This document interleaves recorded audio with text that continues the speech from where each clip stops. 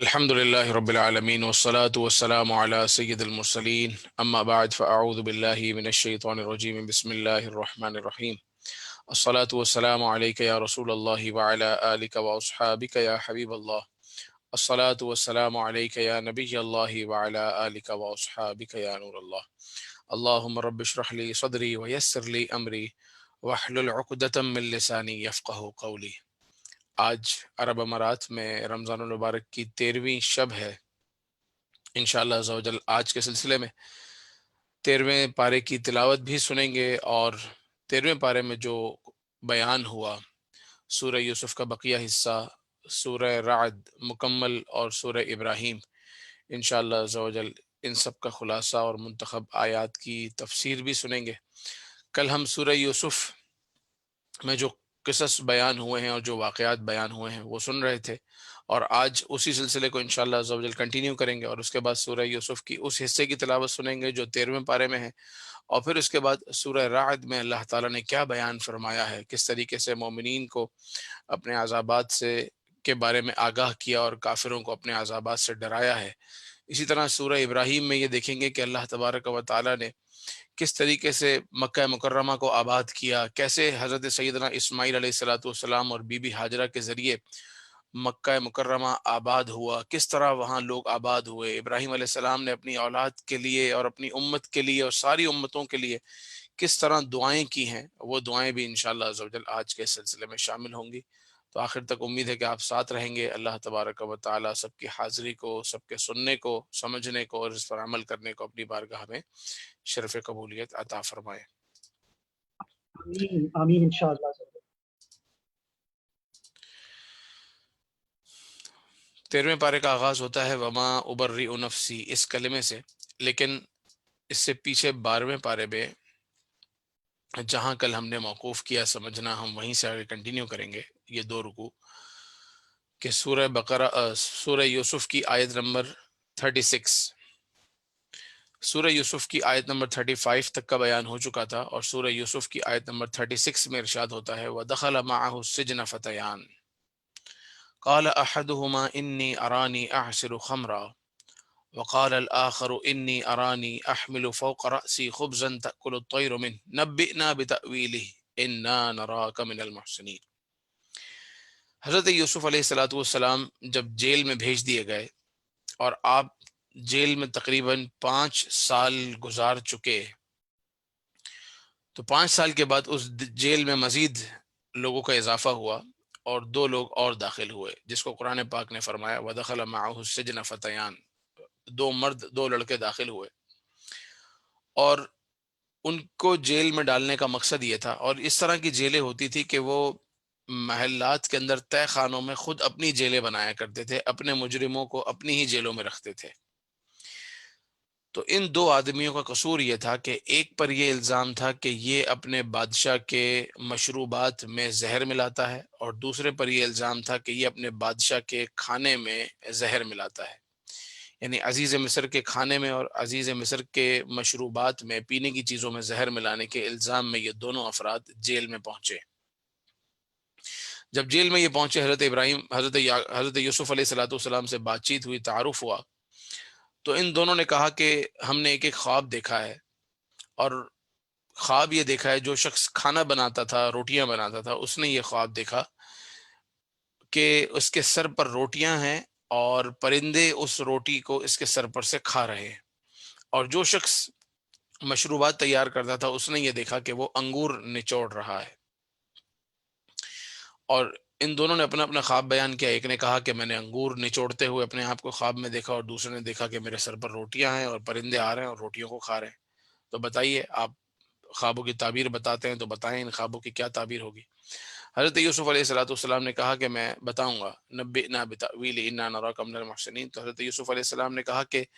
جو جیل میں ہمارے لیے کھانا آتا ہے، یہ کھانا آنے سے پہلے پہلے میں تمہیں تمہارے خوابوں کی تعبیر بتاؤں گا، لیکن خواب کی تعبیر بتانے سے پہلے آپ نے دین اسلام کی، اپنے دین کی دعوت دی، اور کہا کہ میں اس دین کی اتباع اور پیروی نہیں کرتا، میں بتوں کو نہیں پوچھتا، میں حق دین پر چلتا ہوں، میں اللہ کے علاوہ کسی اور کی عبادت نہیں کرتا، میں ابراہیم، اسحاق اور یعقوب کے دین پر ہوں جس میں کوئی شرک نہیں ہے، میں شرک نہیں کرتا۔ اور انہوں نے خواب کی تعبیر بیان کرنے سے پہلے دین کی دعوت دی، کیونکہ اب ظاہر ہے کہ اگر کوئی مسئلہ پوچھنے کے لیے آتا ہے یا کوئی تعبیر پوچھنے کے لیے آتا ہے یا تعبیر پوچھتا ہے تو اس کی پوری توجہ تعبیر پوچھنے والے کی طرف ہوتی ہے۔ تو معبر کو بھی چاہیے، تعبیر بیان کرنے والے کو چاہیے کہ وہ دین کی کچھ نہ کچھ دعوت دے یا کوئی اچھی بات انہیں بتائے۔ پھر آپ نے ان کی تعبیر کہی، تعبیر ارشاد فرمائی، یا صاحب السجن، اے میرے قید کے ساتھیو، ارباب متفرقون خیر ام اللہ الواحد القہار، بلکہ اس میں بھی کہا کہ اے میرے قید کے ساتھیو یہ بتاؤ کہ کیا بہت سارے خدا یہ زیادہ بہتر ہے، ام اللہ الواحد القہار، یا ایک اللہ جو واحد ہے، قہار ہے، وہ بہتر ہے۔ اور مزید آپ نے انہیں دین کی دعوت دی، اور یہاں آیت نمبر 41 میں جا کر انہوں نے تعبیر بتائی اور کہا، یا صاحب السجن، اے میرے قید کے ساتھیوں، اما احدکما فیسقی ربہ خمرہ، جس آدمی نے یہ خواب دیکھا ہے کہ وہ انگور نچوڑ رہا ہے تو اس کو رہا کر دیا جائے گا اور وہ دوبارہ اپنی ڈیوٹی پر کام کرنا شروع کر دے گا اور دوبارہ وہ پلانا شروع کر دے گا اور مشروبات بنانے کا جو سلسلہ ہے اس کا شروع ہو جائے گا اور اس کی سزا ختم ہو جائے گی۔ وَأَمَّا الْآخَرُ، اور جو دوسرا ہے، فَيُصْلَبُ فَتَأْكُلُ الطَّيْرُ مِنْ رَأْسِهِ، اس کو مارا جائے گا، یعنی اس کو سزائے موت ہوگی۔ فَيُصْلَبُ، اور اس کو سولی دی جائے گی۔ فَتَأْكُلُ الطَّيْرُ مِنْ رَأْسِهِ، اور پرندے اس کے سر میں سے کھائیں گے۔ جس نے یہ دیکھا تھا کہ اس کے سر پر روٹیاں ہیں تو یوسف علیہ السلام نے تعبیر کی کہ اس کے سر پر روٹیاں اور پرندے کھا رہے ہیں، اس کو سولی دی جائے گی اور جب یہ لٹک رہا ہوگا تو پرندے اس کا سر کھائیں گے۔ تو اب جب دونوں نے اپنی اپنی تعبیر سنی تو ایک تو خوش ہو گیا کہ میری رہائی مل جائے گی، دوسرا پریشان ہو گیا کہ یہ کیا، انہوں نے تو نہ صرف یہ بتایا کہ مجھے سزائے موت ہوگی بلکہ ساتھ ساتھ یہ بھی بتایا کہ میرے سزائے موت کے بعد میرے ساتھ کیا ہوگا۔ تو کہنے لگے ہم تو مذاق کر رہے تھے، ہم نے تو یہ خواب دیکھا ہی نہیں ہے، آپ جو تعبیر بتا رہے ہیں تو وہ خواب کی تعبیر ہے، نہ ہم نے وہ خواب دیکھا ہے نہ آپ کی تعبیر ہے، ہم نے تو خواب ہی نہیں دیکھا، ہم تو جھوٹ بول رہے تھے یا ہم تو مذاق کر رہے تھے۔ تو حضرت یوسف علیہ السلام نے کہا، قضی الامر الذی فیہ تستفتیان، فیصلہ ہو چکا معاملے کا جس معاملے میں تم پوچھ رہے تھے، جو تم نے سوال پوچھا تھا اس کا حکم اور اس کا فیصلہ آ چکا ہے۔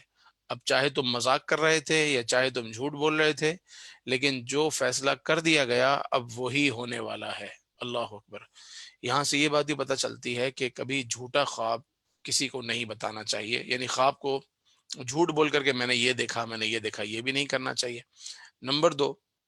اپنا خواب ہمیشہ یا تو معبر عالم دین سے پوچھنا چاہیے جو خوابوں کی تعبیر کا علم بتاتے ہیں، یا پھر اپنا اچھا خواب اپنے قریبی اور اچھے دوستوں کو بتانا چاہیے جو زبان سے اچھی بات کہیں۔ یہ نہ ہو کہ کسی کو ایسے کو آپ خواب سنا دیں کہ وہ آگے سے اتنی کوئی بری بات کرے کہ جو آپ کو بھی اچھی نہ لگے، اور بعض اوقات اس سامنے والے کے کہنے کا بھی اثر ہوتا ہے، اور پھر یہ تو اللہ کے نبی ہیں، تو اللہ کے نبی تو اللہ کے حکم سے فرماتے ہیں اور جو فرماتے ہیں وہ ہونا ہے، تو یہ فیصلہ ان کے لیے ہو چکا۔ تو اب جس شخص، اب 5 سال ہو چکے ہیں قید میں، اب جس شخص کے لیے یہ فیصلہ ہو گیا کہ یہ باہر نکال دیا جائے گا اور یہ دوبارہ اپنی ڈیوٹی سر انجام دینے لگے گا، حضرت یوسف علیہ السلام نے اس سے کہا کہ تم جب باہر جاؤ تو بادشاہ سے میرا ذکر کرنا، بادشاہ سے میرا ضرور ذکر کرنا۔ لیکن جب وہ باہر نکلا، فَأَنسَاهُ الشَّيْطَانُ، تو شیطان نے اس کو بھلا دیا۔ فَلَبِثَ فِي السِّجْنِ بِضْعَ سِنِينَ، تو پھر حضرت یوسف علیہ السلام مزید سالوں تک جیل میں ہی رہے، اور مفسر لکھتے ہیں کہ پہلے 5 سال رہے اور اس واقعے کے بعد 7 سال مزید آپ جیل میں رہے، یعنی 40 سال تک آپ جیل میں رہے، یعنی 12 سال تک آپ جیل میں رہے، یعنی 40 سال کی عمر تک آپ جیل میں رہے۔ 28 سال کی عمر میں آپ جیل میں ڈالے گئے تھے اور 28 سے لے کر 40 سال تک کی عمر یا 39 سال تک کی عمر تک آپ جیل میں رہے۔ یہ حصہ آپ نے اپنی جوانی کا جیل میں گزارا، اور اللہ تبارک و تعالیٰ نے علم و حکمت کی باتیں آپ کو وہیں پر وحی فرمائی۔ اب 12 سال گزر چکے ہیں، اب وہاں کے بادشاہوں کا نظام یہ ہوتا تھا کہ وہ تھوڑی ہر مہینے یا ہر سال جیل میں جا کر یا نیچے تہہ خانے میں جا کے چیک کرتے تھے کہ کون ہے اور کیا ہے، وہ تو جیل میں ڈالنے کے بعد یا تہہ خانوں میں ڈالنے کے بعد بھول جاتے تھے، جس کی ذمہ داری یہ کھانا پہنچانا وہ کھانا پہنچاتا رہتا تھا بس۔ اب ہوا یہ کہ اللہ تبارک و تعالیٰ نے عزیز مصر کو ایک خواب دکھایا، اور وہ خواب اور اس کی تعبیر یہ حضرت یوسف علیہ الصلوۃ والسلام کے اس قید خانے سے، اس جیل سے باہر آنے کا سبب بنی اور وجہ بنی۔ وہ خواب کیا تھا؟ عزیز مصر نے یہ خواب دیکھا اور بڑا عجیب و غریب خواب دیکھا۔ وقال الملك انی ارى 7 بقرات سمان یأکلهن 7 عجاف، بادشاہ نے کہا کہ میں نے یہ خواب دیکھا ہے کہ 7 موٹی موٹی گائیں، یأکلهن 7 عجاف، اور 7 دبلی پتلی گائیں ان کو کھا رہی ہیں۔ میں نے 7 گائیں دیکھی، 7 پتلی دبلی گائیں اور 7 موٹی موٹی گائیں، موٹی اور تازی گائیں۔ تو جو پتلی اور دبلی گائیں ہیں وہ موٹی گایوں کو کھا رہی ہیں۔ عجیب سا خواب ہے کہ پتلی گائیں موٹی گائیں کو کھا رہی ہیں۔ اور میں نے دیکھا وسبع سنبلات خضر واخر یابسات، اور میں نے 7 بالیاں دیکھی ہیں۔ بالیاں کہتے ہیں وہ جو گندم کی ڈالی اور بالی ہوتی ہے نا، جس میں گندم کے دانے ہوتے ہیں، وہ میں نے دیکھی،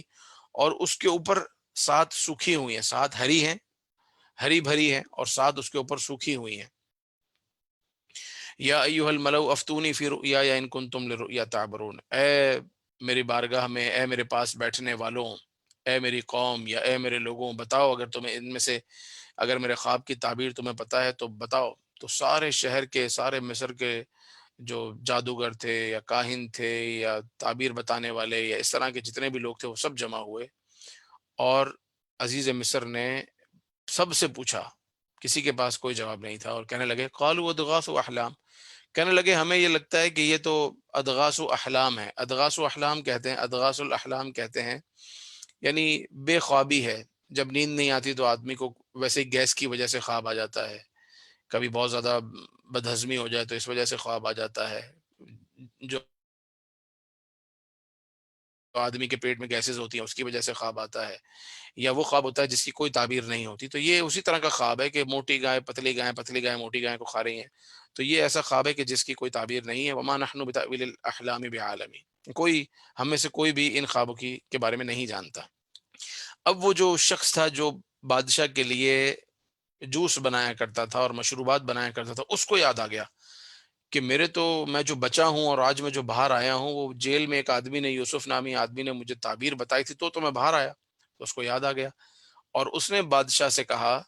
کہ جیل میں ایک ایسا شخص ہے جس کا نام یوسف ہے، اور وہ خواب کی تعبیر بتاتے ہیں، آپ ان سے پوچھیں، وہ آپ کو تعبیر بتائیں گے۔ تو بادشاہ نے کہا کہ جا کر جیل میں ہی اس سے پوچھو کہ اس خواب کی کیا تعبیر ہے۔ یوسف ایھا الصدیق، تو ایک شخص آیا حضرت یوسف علیہ السلام کے پاس اور بادشاہ کا خواب بیان کیا، اور کہا یوسف ایھا الصدیق، اے صدیق، افتنا، آپ ہمیں بتائیے اس خواب کے بارے میں۔ بادشاہ نے خواب دیکھا ہے فی 7 بقرات سمان یأکلہن 7 عجاف، کہ 7 موٹی گائیں ہیں، 7 پتلی گائیں، پتلی گائیں موٹی گائیں کو کھا رہی ہیں، اور 7 سنبلات خضر واخر یابسات، اور 7 بالیاں ہیں اور اس کے اوپر 7 سوکھی ہوئی بالیاں، 7 ہری ہیں اور 7 سوکھی ہوئی ہیں۔ لعلی ارجع الی الناس لعلهم يعلمون قال تزرعون 7 سنین دأبا، تو حضرت یوسف علیہ السلام نے خواب کی تعبیر ارشاد فرمائی، کہا تزرعون 7 سنین دأبا، تم 7 سال تک کھیتی کرو گے، یعنی 7 سال تک بارش بھی برسے گی، 7 سال تک کوئی قحط نہیں آئے گا، 7 سال تک بہت اچھا اچھا سب چلتا رہے گا۔ 7 سنین دأبا، 7 سال تک تم زراعت کرو گے، لیکن فما حصدتم فذروه فی سنبلہ الا قلیلا مما یاکلون، لیکن 7 سال میں جو تمہاری کھیتی ہوگی، جو کمائی ہوگی، تو وہ سارا کا سارا مت کھا جانا، کیونکہ اس 7 سال میں تمہارے پاس فراوانی ہوگی، تو صرف اتنا ہی استعمال کرنا جتنی ضرورت ہو، باقی اناج کو اس کے کور کے ساتھ اور اس کے جو بالی ہوتی ہے اسی کے ساتھ گندم کو رہنے دینا، تاکہ وہ خراب نہ ہو، کیونکہ اگلے اس کے بعد جو 7 سال آئیں گے وہ بڑی تکلیف کے 7 سال ہیں، اور اس 7 سال میں جو تم نے بچایا اور محفوظ کیا ہوگا وہ اگلے 7 سال میں تم کو کام آئے گا، صرف تم کو ہی نہیں بلکہ پوری دنیا کو کام آئے گا، ساری دنیا کے لوگ یہاں آئیں گے اور سب کے سب تم سے خریدیں گے۔ پھر ان 7 سالوں کے بعد ایک ایسا سال آئے گا، ثم یأتی من بعد ذلك 7 شداد، پھر تکلیف کے 7 سال ہوں گے، یأکلن ما قدمتم لہن، جتنا تم نے بچایا ہوگا وہ تم سب کھا لو گے، الا قلیلا مما تحسنون، ثم یأتی من بعد ذلك عام، پھر اس کے بعد ایک ایسا سال آئے گا، فیہ یغاث الناس وفیہ یعصرون، کہ اس سال میں بڑی بارشیں ہوں گی اور سب پھر اچھا ہو جائے گا، اور تم جوس بناؤ گے، وفیہ یعصرون، تم اس میں پھل نچوڑو گے۔ پھل نچوڑو سے مطلب یہ ہے کہ ظاہر ہے کہ جب بہت زیادہ اچھی بارشیں ہوں، اچھی کھیتی ہو، تو فروٹ بھی اچھا ہوتا ہے، تو اچھے جوس بنتے ہیں، اور چیزوں سے آپ زراعت کے بعد ان کا تیل نکال سکتے ہیں. تو وہ 7 سال تکلیف کے بعد پھر 1 سال آئے گا. حضرت یوسف علیہ السلام نے جب یہ تعبیر بتا دی تو بادشاہ نے کہا کہ وقال الملک ائتونی به فلما جاءه الرسول قال ارجع الى ربك فاسأله ما بال النسوة اللاتي قطعن ايديهن. جب حضرت یوسف علیہ السلام کی یہ تعبیر بادشاہ نے سنی، عزیز مصر نے سنی، تو کہا بلاؤ ایسے آدمی کو جو ایسی تعبیر بتاتا ہے، اتنی عجیب و غریب خواب کی ایسی ایسی تعبیر بتاتا ہے. تو حضرت یوسف علیہ السلام نے پیغام بھیجا، فاسأله ما بال النسوة اللاتي قطعن ايديهن. ان عورتوں کا کیا حال ہے جنہوں نے اپنی انگلیاں کاٹی تھی. کیونکہ توجہ تو دلانی تھی نا کہ میں کون ہوں، 12 سال سے یہاں پر ہوں. تو اب باہر نکلنے سے پہلے پہلے میں اپنی صفائی میں کچھ کہنا چاہتا ہوں کہ میں کسی قصور کی وجہ سے اندر جیل میں نہیں آیا تھا. تو اس واقعے کی طرف میں کون ہوں اور میرا واقعہ کیا ہے، اس پر نشاندہی کی حضرت یوسف علیہ السلام نے، اور کہا ما بال النسوة اللاتي قطعن ایدیہن. ان خواتین کا کیا حال ہے جنہوں نے اپنی انگلیاں کاٹی تھی. ان ربی بکیدہن علیم. بے شک میرا رب ان کا مکر اور ان کا فعل جانتا ہے. تو پھر عزیز مصر نے پوچھا، خواتین سے پوچھا، تو کہنے لگیں قلنا حاش للہ ما علمنا علیہ من سوء. وہ کہنے لگیں کہ ہم نے یوسف علیہ السلام میں کبھی کوئی خرابی نہیں دیکھی، کبھی کوئی ایسی بات نہیں دیکھی، کبھی ان کے اندر کوئی نیگیٹو پہلو ہم نے یوسف علیہ السلام کی ذات میں نہیں دیکھا. قالت امرأۃ العزیز. عزیز مصر کی جو عورت تھی اس وقت بولی، الآن حس الحق. کہنے لگی اب تو بات کھل چکی ہے، اب تو بات واضح ہو چکی ہے. بات دراصل یہ ہے، انا راودتہ عن نفسہ. میں نے ہی انہیں لبھایا تھا، میں نے ہی انہیں کوشش کی تھی اپنی طرف لانے کی. وَإِنَّهُ لَمِنَ الصَّادِقِينَ. اور وہ تو سچے ہیں، وہ تو سچے ہیں. جو کچھ ہوا تھا وہ میں نے ہی کیا تھا، اور اس کی قصوروار میں ہوں. ذَلِكَ لِيَعْلَمَ أَنِّي لَمْ أَخُنْهُ بِالْغَيْبِ. اور یہ اس لیے ہوا، یہ ساری بات حضرت یوسف علیہ السلام نے اس لیے کی، کہتے ہیں کہ تاکہ پتہ چل جائے لم اخنہ بالغیب، کہ میں نے عزیز مصر کے پیچھے کوئی خیانت نہیں کی. وان اللہ لا یہدی کید الخائنین. اور اللہ تبارک و تعالی خائنین کو ہدایت نہیں دیتا. تو میں نے عزیز مصر کے پیچھے ان کی عورتوں میں یا اس کی عورت میں کوئی خیانت نہیں کی. جو واقعہ مشہور ہوا وہ ان کی اپنی وجہ سے تھا.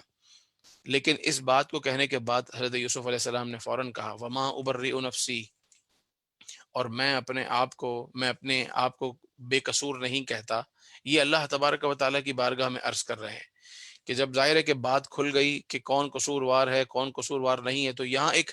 ہلکا سا ایک شائبہ ہے کہ کہیں یہ ساری بات اور یہ ساری چیزیں، کہیں میں تکبر میں تو مبتلا نہیں ہو جاؤں گا، کہیں میں بڑائی میں یا خود پسندی میں تو نہیں چلا جاؤں گا. تو کہیں میں خود پسندی میں نہ چلا جاؤں، اس خوف سے حضرت یوسف علیہ السلام نے اپنے رب کے حضور عاجزی کے ساتھ بارگاہ الہی میں عرض کیا وما ابرئ نفسی، کہ مولا میں اپنے نفس کو، میں اپنے آپ کو بری الذمہ نہیں کہتا، یا میں اپنے آپ کو بے قصور نہیں کہتا. ان النفس لامارۃ بالسوء. بے شک نفس امارہ کا تو کام ہی یہی ہے کہ وہ برائی کا حکم دیتی ہے. الا ما رحم ربی. جس پر میرے رب کا رحم ہو، سوائے وہ جس پر میرے رب کا رحم ہو. تو میرے رب نے مجھ پر رحم کیا تو میں بچا رہا، ورنہ نفس کا کام ہی برائی کا حکم دینا ہے. تو یہاں حضرت یوسف علیہ الصلوۃ والسلام اپنے رب کے حضور عرض کر رہے ہیں اور وہاں عاجزی اور انکساری کر رہے ہیں. قال الملک ائتونی به استخلصه لنفسی. تو بادشاہ نے کہا کہ انہیں لاؤ کہ میں انہیں اپنا خاص آدمی بنا لوں. اور فلما کلمہ. اور جب حضرت یوسف علیہ السلام کی اور عزیز مصر کی بات چیت ہونے لگی، آ گئے اور ساتھ بیٹھے، قال انک اليوم لدینا مکین امین. عزیز مصر کہنے لگا کہ آج میں آپ کو اپنے ہاں ایک امین مقرر کرتا ہوں، میں آپ کو رہنے کے لیے زبردست جگہ دیتا ہوں، میں آپ کو منصب دیتا ہوں، اور میں آپ کو امانت دار اور امین مقرر کرتا ہوں. حضرت یوسف علیہ الصلوۃ والسلام نے کہا قال اجعلنی علی خزائن الارض. کہا تیرے جتنے بھی زمین میں خزانے ہیں مجھے اس پر محافظ کر دے، یعنی وہ میری ذمہ داری میں دے دیں. یعنی مجھے وزیر خوراک بنا دیا جائے یا مجھے وزیر خزانہ بنا دیا جائے. انی حفیظ علیم. کیونکہ میں حفاظت کرنے والا بھی ہوں، علیم اور جاننے والا بھی ہوں. یہاں سے یہ پتہ چلتا ہے کہ حضرت یوسف علیہ الصلوۃ والسلام نے منصب کیوں مانگا. کون سا منصب؟ کہ وزارت کا منصب اور وزیر خوراک ہونے کا منصب، یا وہ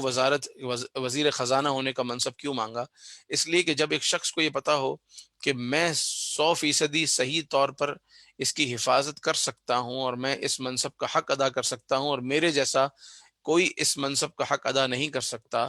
تو وہ قوم کی رعایت کرتے ہوئے یہ سوال کرنا ہے، یہ بات کرنا جائز ہے، ورنہ عام طور پر منصب کا سوال کرنا یہ الاؤ نہیں ہوتا۔ لیکن یہ چونکہ اللہ کے نبی ہیں اور یہ جانتے ہیں کہ کس طریقے سے نظام کو چلانا ہے، تو عزیز مصر فوراً سمجھ گیا اور عزیز مصر نے آپ کو وزیر خزانہ بھی مقرر کر دیا اور وزیر خوراک بھی آپ کو مقرر کر دیا۔ وَكَذَلِكَ مَكَّنَّا لِيُوسُفَ فِي الْأَرْضِ، اللہ تعالیٰ فرماتا ہے اسی طرح ہم نے یوسف علیہ السلام کو زمین میں ایک ٹھہراؤ دیا، یتبوأ منہا حیث یشاء، وہ جہاں چاہیں جائیں، جس طریقے سے جائیں تصرف کریں، تصرفات ان کے ہاتھ میں دیے ہم نے۔ اور نصیب برحمتنا من نشاء ولا نضيع اجر المحسنین، کیونکہ ہم محسنین کا اجر ضائع نہیں کرتے۔ تو اب پھر کیا ہوا؟ اس کے بعد وہ اچھے 7 سال گزرے اور اس کے بعد وہ وقت آیا کہ جب صرف مصر میں اناج تھا اور ساری کی ساری دنیا مجبور تھی مصر سے اناج خریدنے کے لیے۔ تو دنیا کے اندر وہ لوگ بھی ہیں جو کنعان کے رہنے والے ہیں، یمن کے رہنے والے ہیں، وہ لوگ بھی ہیں جو یوسف علیہ السلام کے بھائی ہیں، جو یوسف علیہ السلام کے 10 بھائی اور یوسف علیہ السلام کے والد حضرت یعقوب، ان پر بھی قحط، پوری دنیا میں قحط ہے تو ان پر بھی قحط ہے۔ اس قحط کے عالم میں لوگ حضرت یوسف علیہ السلام کے پاس آنے لگے، مصر میں آنے لگے، اور حضرت یوسف علیہ السلام سب سے دام وصول کرتے، یعنی پیسے لیتے جو جو ان کے پاس تھا، اور وہ جتنے کا خریدنا چاہتے اور ایک مناسب قیمت پر غلہ فروخت کرتے، مگر زیادہ کسی کو بھی نہیں دیتے، ہر شخص کو اتنا دیتے کہ جتنا ایک اونٹ میں جتنا لادا جا سکے، یعنی جتنا لوڈ کیا جا سکے ایک اونٹ پر اتنا ہی ایک شخص کو دیتے تھے، اس سے زیادہ نہیں دیتے تھے، تاکہ سب کو برابر برابر برابر یہ غلہ ملتا رہے اور سب کا کام چلتا رہے۔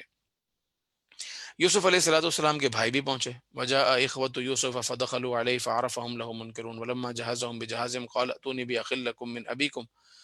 الا ترون انی اوفی الکیل وانا خیر المنزلین۔ حضرت یوسف علیہ السلام کے بھائی بھی پہنچے، آپ نے انہیں پہچان لیا، پہلے ان کے بارے میں پوچھا تم کون ہو، اور انہوں نے کہا کہ ہم 10 بھائی ہیں، ہم ٹوٹل 12 بھائی ہیں،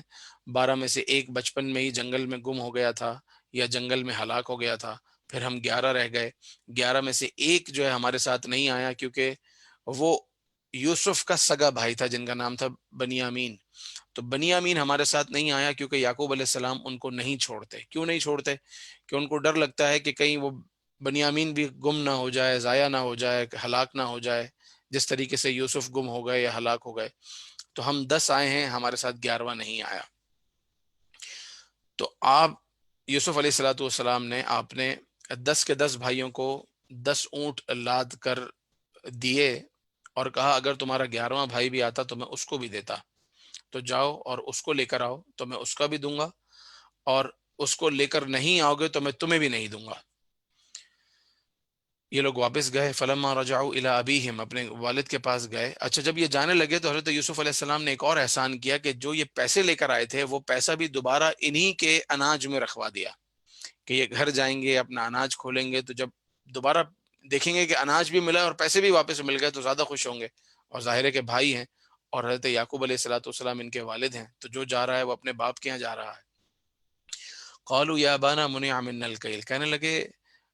ابو جان منع منا الکیل، ہمیں منع کر دیا گیا ہے، اب ہمیں دوبارہ اناج نہیں ملے گا۔ فارسل معنا اخانا، اب آپ ہمارا بھائی بنیامین ہمارے ساتھ بھیجیں تو ہمیں ملے گا، وَإِنَّا لَهُ لَحَافِظُونَ، اور ہم اس کی حفاظت کریں گے۔ اب وہ بچہ نہیں رہا، اب تو وہ 40 سال سے زیادہ کا ہو چکا ہے بنیامین، لیکن حضرت یعقوب علیہ السلام کی محبت، قال هل آمنکم علیہ، کہنے لگے میں تم پر اعتماد کر لوں، الا کما امنتکم علی اخی من قبل، جیسا میں نے یوسف کی باری میں تم پر اطمینان کر لیا تھا اور تم پر اعتماد کر لیا تھا، تم پر میں کیسے اعتماد کروں؟ فاللہ خیر حافظا وهو ارحم الراحمین، اللہ تعالیٰ بہتر حفاظت کرنے والا ہے، وہی ارحم الراحمین ہے۔ ولما فتحوا متاعهم، اور جب انہوں نے اپنا سامان کھولا، وجدوا بضاعتهم ردت الیہم، تو انہوں نے دیکھا کہ یہ جو ہمارے سکے تھے یا جو ہماری کرنسی تھی وہ تو دوبارہ ہمیں لوٹا دی گئی ہے۔ قالوا یا ابانا ما نبغي، کہنے لگے کہ ابا جان یہ دیکھیے یہ کیا ہے، یعنی ہمیں اناج بھی ملا اور ہمیں ساتھ ساتھ ہمارے پیسے بھی لوٹا دیے گئے۔ هذه بضاعتنا ردت الینا، یہ ہماری جو کرنسی یا ہمارا جو مال تھا ردت الینا، یہ بھی ہمیں واپس دے دیا۔ وَنَمِيرُ أَهْلَنَا وَنَحْفَظُ أَخَانَا وَنَزْدَادُ كَيْلَ بَعِيرٍ، اب ان کو اور شوق ہوا کہ ابو جان بھیجیں آپ ہمارے ساتھ بنیامین کو، اب ہم نیکسٹ ٹائم جائیں گے تو ساتھ لے کے جائیں گے تاکہ ایک اونٹ ہمیں اور ملے اور یہ بادشاہ تو بڑا رحم کرنے والا ہے، یہ بادشاہ تو، یہ وزیر تو بڑا دینے والا ہے، بڑے نیک دل آدمی لگتا ہے، تو ضرور آپ ہمارے بھائی کو بنیامین کو ہمارے ساتھ بھیجیں۔ حضرت یعقوب علیہ الصلوۃ والسلام نے بھیج تو دیا، لیکن ایگری ہو گئے، لیکن کہا ٹھیک ہے چلے جاؤ، اللہ تعالیٰ کی میں حفاظت میں دیتا ہوں۔ فلما اتوا موثقهم قال اللہ علی ما نقول وکیل، لیکن کہا وقال یا بنی، اے میرے بچوں، لا تدخلوا من باب واحد، ایک دروازے سے داخل مت ہونا، وادخلوا من ابواب متفرقہ، الگ الگ دروازوں سے جانا۔ یعنی جب تم مصر میں جاؤ گے، مصر کے شہر میں جب پہنچو تو سارے ایک ہی دروازے سے مت جانا، اتنی اچھی فیملی، اتنی بڑی فیملی، 12 بھائی 11 بھائی، تو کہیں تم لوگوں کو نظر نہ لگ جائے، تو الگ الگ دروازوں سے داخل ہونا تاکہ تمہیں نظر نہ لگے۔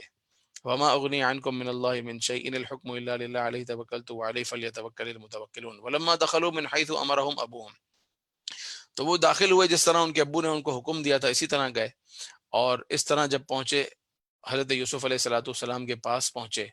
تو جب یوسف علیہ السلام کے پاس ان کا سگا بھائی پہنچا، ایک بھائی سگا تھا، باقی 10 سوتیلے تھے،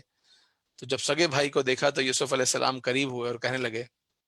ولما دخلوا علی یوسف آوى الیہ اخاؤہ، جب یوسف علیہ الصلوۃ والسلام کے پاس سب پہنچے اور ان کا بھائی قریب ہوا، تو یوسف علیہ السلام کہنے لگے قال انی انا اخوک،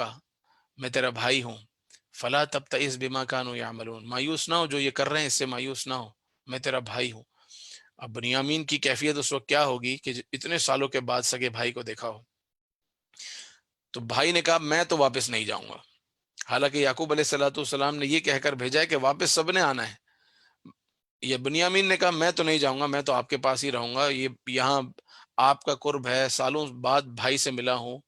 اور محل ہے یہاں، اتنا سب کچھ ہے، سب اتنا اچھا ہے، تو میں آپ کے پاس سے نہیں جاؤں گا، ساری دنیا میں تو قحط پڑا ہوا ہے۔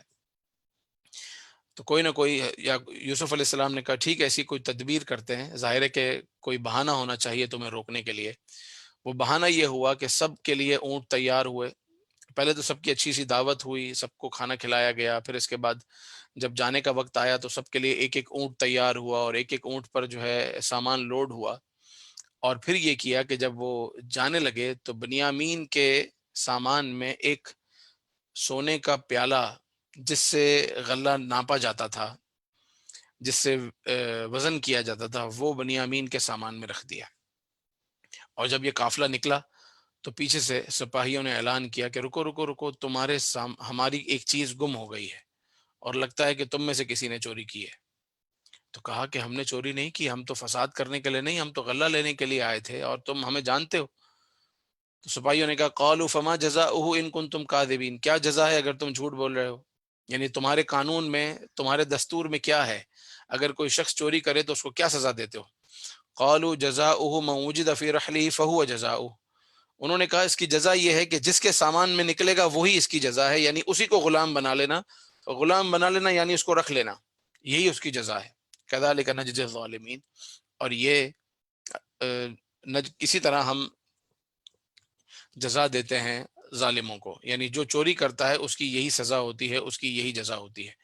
تو یہ طریقہ اللہ تبارک و تعالی نے حضرت یوسف علیہ الصلوۃ والسلام کو وہی فرمایا تھا، اور سپاہیوں نے پوچھا ان بھائیوں سے، بھائیوں نے بھی وہی طریقہ بتایا۔ فبدأ بأوعیتهم قبل وعاء اخی، اب سامان کی تلاش شروع ہو گئی، سب کے سامان چیک ہونا شروع ہو گئے۔ ثم استخرجها من وعاء اخی، بھائی بنیامین کے سامان میں سے وہ وعاء، وہ پیالہ نکلا۔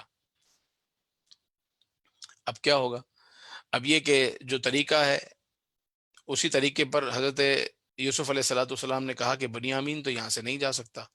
یہ کیونکہ اس کے سامان میں سے پیالہ نکلا ہے، اور تم لوگوں نے یہ کہا تھا کہ جس کے سامان میں سے نکلے گا آپ اس کو رکھ لینا۔ تو یہ کہنے لگے قالوا ان یسرق، کہنے لگے ہم نے چوری نہیں کی، اگر اس نے چوری کی ہے بنیامین نے تو یہ ہمارا ستیلا بھائی ہے، ہم 10 بھائیوں کی عادت اچھی ہے، اور یہ اور یوسف اچھے نہیں ہیں، معاذ اللہ۔ کہنے لگے ان یسرق فقد سرق اخ له من قبل، کہنے لگے اگر اس نے چوری کی ہے تو ان کا جو بھائی تھا یوسف وہ بھی پہلے چوری کر چکا ہے۔ حضرت یوسف کے سامنے ہی کہہ رہے ہیں کہ بنیامین کا بھائی یوسف پہلے چوری کر چکا ہے، اور وہ کیا چوری کی تھی؟ وہ حضرت یوسف علیہ الصلوۃ والسلام نے بچپن میں اپنے نانا کا بت جس کی وہ پوجا کرتے تھے، وہ بت چوری کر لیا تھا اور توڑ کر گندگی میں پھینک دیا تھا۔ تو یہ چوری تو نہ ہوئی، وہ تو یہ مقصد تھا تاکہ وہ اس کی پوجا نہ کرے۔ تو حضرت یوسف علیہ السلام فَأَسَرَّهَا يُوسُفُ فِي نَفْسِهِ وَلَمْ يُبْدِهَا لَهُمْ، حضرت یوسف کو اندر بڑا افسوس ہوا لیکن انہوں نے اس کو ظاہر نہ کیا، اور اپنے جی ہی جی میں کہا انتم شر مکانا، تم بڑی بری جگہ پر ہو، بڑی بری بات کی ہے تم نے، واللہ اعلم بما تصفون، اور اللہ تعالیٰ جانتا ہے جو تم وصف لگا رہے ہو، جو تم بات کر رہے ہو۔ قالوا، اب یہ 10 کے 10 کہنے لگے، یا ایھا العزیز، اے عزیز مصر، ان لہ ابا شیخا کبیرا، ہمارے جو ابو ہیں وہ بڑی عمر کے ہو چکے ہیں، شیخا کبیرا، بڑی عمر کے ہو چکے ہیں، فخذ احدنا مکانا، آپ ہم 10 میں سے کسی ایک کو رکھ لیں، اس کو چھوڑ دے، بنیامین کو ہم بڑی مشکل سے اس کو لے کر آئے تھے، اب ہم اس کے بغیر جائیں گے تو ہماری خیر نہیں ہے، لہٰذا آپ اس کو چھوڑ دیں، ہم میں سے کسی ایک کو لے لیں۔ انا نراک من المحسنین، ہم تو دیکھ رہے ہیں اے یوسف کہ آپ ہم پر احسان کر رہے ہیں، وہ تو نام بھی نہیں جانتے تھے کہ ان کا یوسف ہے، بطور عزیز ان کو بات کر رہے تھے۔ حضرت یوسف نے کہا قال معاذ اللہ، اللہ کی پناہ، ان ناخذ الا ما وجدنا متاعنا عنده انا اذا لمن الظالمون، انا اذا لظالمون، اللہ کی پناہ اگر میں ایسا کروں، جس کے سامان میں سے نکلا ہے بس وہی رہے گا، تو کوئی دوسرا کیوں رہے گا۔ بہرحال حضرت یوسف نے کہا ارجعوا الی ابیکم، اپنے ابو کے پاس جاؤ، فقولوا یا ابانا، اور اپنے ابو سے کہنا ان ابنک سرق، تمہارے بیٹے نے چوری کی ہے، اس وجہ سے اس کو رکھ لیا گیا ہے۔ حضرت یعقوب کے پاس جب پہنچے اور کہا کہ بیٹے نے چوری کی ہے، بنیامین نے، تو یعقوب علیہ السلام نے کہا کہ قال بل سولت لکم انفسکم امرا، تمہارے نفس نے کوئی بات بنائی ہے، فصبر جمیل، صبر کرنا ہی اچھا ہے، عسى اللہ ان یاتینی بہم جمیعا، قریب ہے کہ اللہ تعالی ہم سب کو دوبارہ جمع کر دے۔ یعنی حضرت یوسف علیہ السلام کو گم ہوئے وہ سالوں ہو چکے ہیں، بنیامین آج گم ہوئے ہیں، لیکن حضرت یعقوب کہہ رہے ہیں کہ اللہ تعالی ہم سب کو جمع کرنے والا ہے، کیونکہ اللہ کے نبی ہیں، پہچان لیا۔ اور حضرت یعقوب علیہ السلام کی یہ حالت ہو چکی تھی، قرآن نے کہا وَبْيَضَّتْ عَيْنَاهُ، ان کی آنکھیں غم کی وجہ سے، رونے کی وجہ سے جا چکی تھی، نابینا ہو چکے تھے، سفید ہو چکی تھی آنکھیں، اور کہنے لگے قال انما اشکو بثی وحزنی الی اللہ، میں اپنی شکایت اور اپنا غم اللہ کی طرف ہی بیان کرتا ہوں، واعلم من اللہ ما لا تعلمون، اور اللہ تبارک و تعالی سے زیادہ کون جان سکتا ہے۔ کہا یا بنی اذهبوا فتحسسوا من یوسف واخیہ، اے بیٹو سارے کے سارے جاؤ، دیکھو یوسف کی تلاش کرو اور اس کے بھائی کی تلاش کرو، ولا تیأسوا من روح اللہ، اور اللہ تبارک و تعالی کی رحمت سے نا امید نہ ہو، انہ لا ییأس من روح اللہ الا القوم الکافرون، اور اللہ تعالی کی رحمت سے کوئی مایوس نہیں ہوتا سوائے کافر قوم۔ تو جاؤ اور ڈھونڈو یوسف علیہ السلام کو بھی اور ان کے بھائی کو بھی ڈھونڈو۔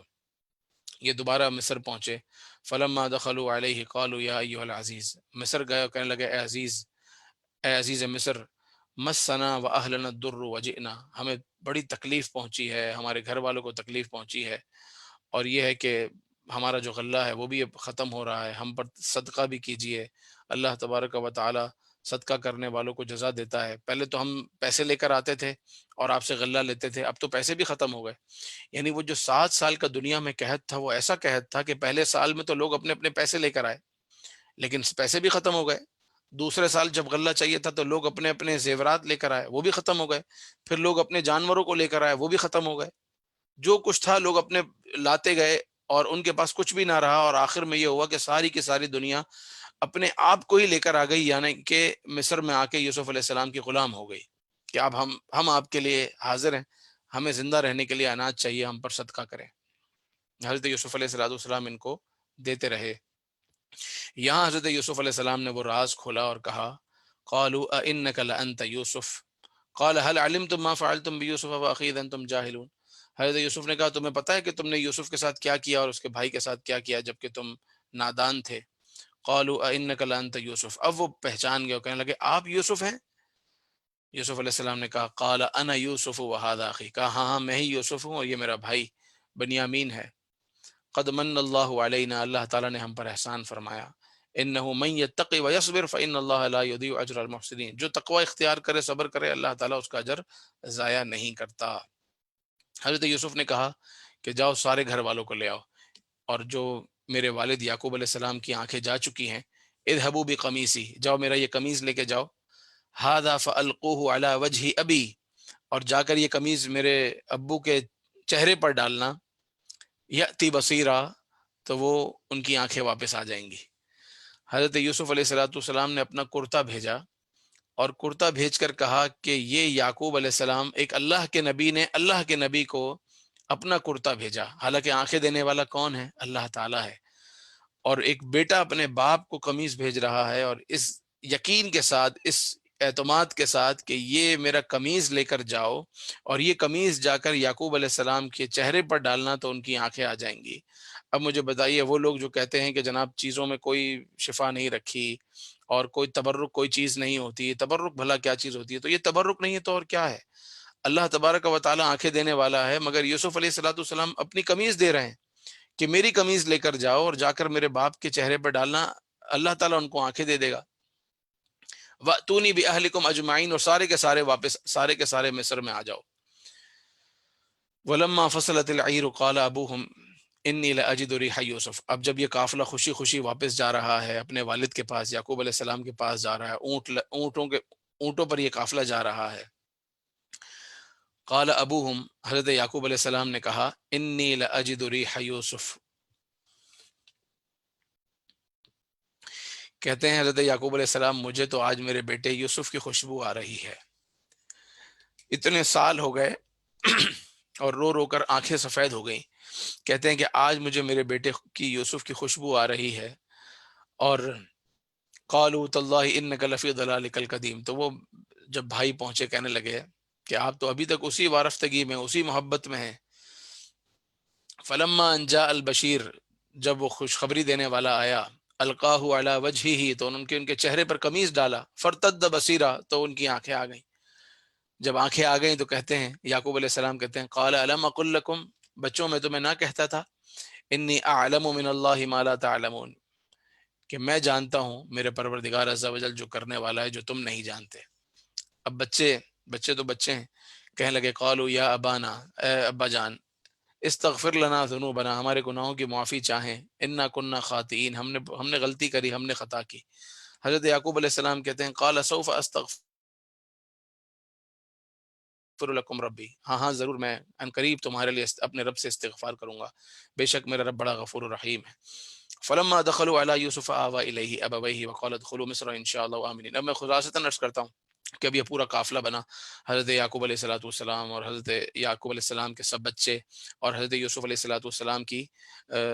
کا پورا جو خاندان ہے وہ سب کے سب جب پہنچا تو کس طریقے سے ان کا شاندار استقبال ہوا۔ حضرت یوسف علیہ السلام نے مصر سے، شہر سے باہر نکل کر ان کا استقبال فرمایا، اور فوجوں کے ساتھ آپ شہر کے دروازے پر پہنچے اپنے والدین کے استقبال کے لیے، اور اپنے والدین کے لیے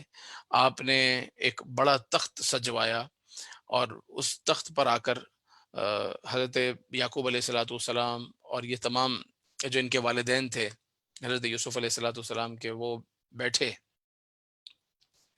وخروا لہ سجدا، بلکہ اس سے پہلے یہ ہوا کہ حضرت یوسف علیہ الصلوۃ والسلام کو حضرت یعقوب علیہ الصلوۃ والسلام نے اور سب بھائیوں نے جھک کر سجدہ کیا، وخروا لہ سجدا، سب کے سب جھکے۔ قال یا وقال، اور اس زمانے میں سجدہ کرنا جائز تھا، یہ سجدہ تعظیم کے لیے ہوتا تھا، اور ہماری شریعت میں تعظیم کا سجدہ کرنا بھی حرام ہے، اور عبادت کے لیے تو صرف اللہ کو سجدہ کیا جا سکتا ہے۔ وقال یا ابت ھذا تأویل رؤیایا من قبل، انہوں نے کہا، یوسف علیہ السلام نے کہا، اے ابا جان، ھذا تأویل رؤیایا من قبل، یہ اس خواب کی تعبیر ہے جو میں نے بچپن میں دیکھا تھا کہ مجھے چاند، سورج اور 11 ستارے سجدہ کر رہے ہیں، تو میرے لیے میرے ماں باپ، اب یہ ان کی والدہ ان کی حقیقی والدہ تھیں یا ان کی ستیلی والدہ تھیں یا ان کی خالہ تھیں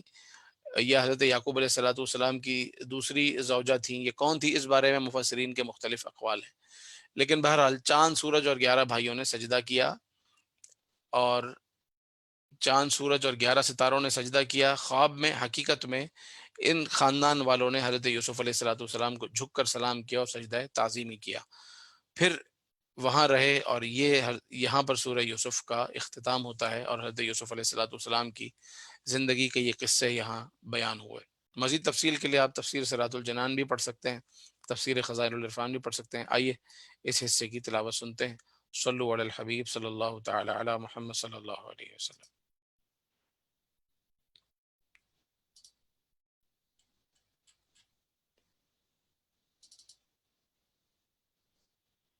اعوذ باللہ من الشیطان الرجیم، بسم اللہ الرحمن الرحیم۔ وما أبرئ نفسي إن النفس لأمارة بالسوء إلا ما رحم ربي إن ربي غفور رحيم۔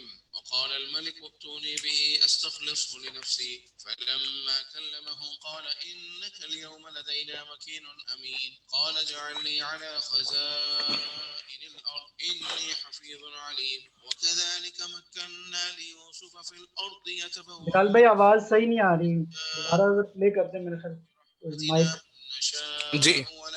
مائک دیکھیے گا، وہ آواز صحیح نہیں آ رہی گروپ میں.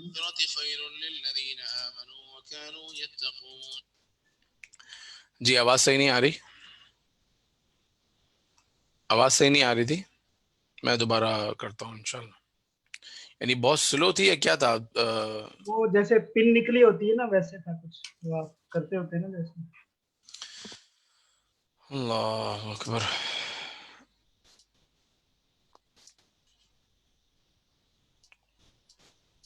أعوذ بالله من الشيطان الرجيم. بسم الله الرحمن الرحيم. وما أبرئ نفسي إن النفس لأمارة بالسوء إلا ما رحم ربي إن ربي غفور رحيم. وقال الملك ائتوني به أستخلصه لنفسي فلما كلمه قال إنك اليوم لدينا مكين أمين قال اجعلني على خزائن الأرض إني حفيظ عليم وكذلك مكنا ليوسف في الأرض يتبوأ منها حيث يشاء نصيب برحمتنا من نشاء ولا نضيع أجر المحسنين ولأجر الآخرة خير للذين آمنوا وكانوا يتقون. وجاء إخوة يوسف فدخلوا عليه فعرفهم وهم له منكرون ولما جهزهم بجهازهم قال ائتوني بأخ لكم من أبيكم ألا ترون أني أوفي الكيل وأنا خير الموزلين فإن لم تأتوني به فلا كيل لكم عندي ولا تقربون. قالوا سنراود عنه وباه وإنا لفاعلون. وقال لفتيانه جعلوا بضاعتهم في رحالهم لعلهم يعرفونها إذا انقلبوا إلى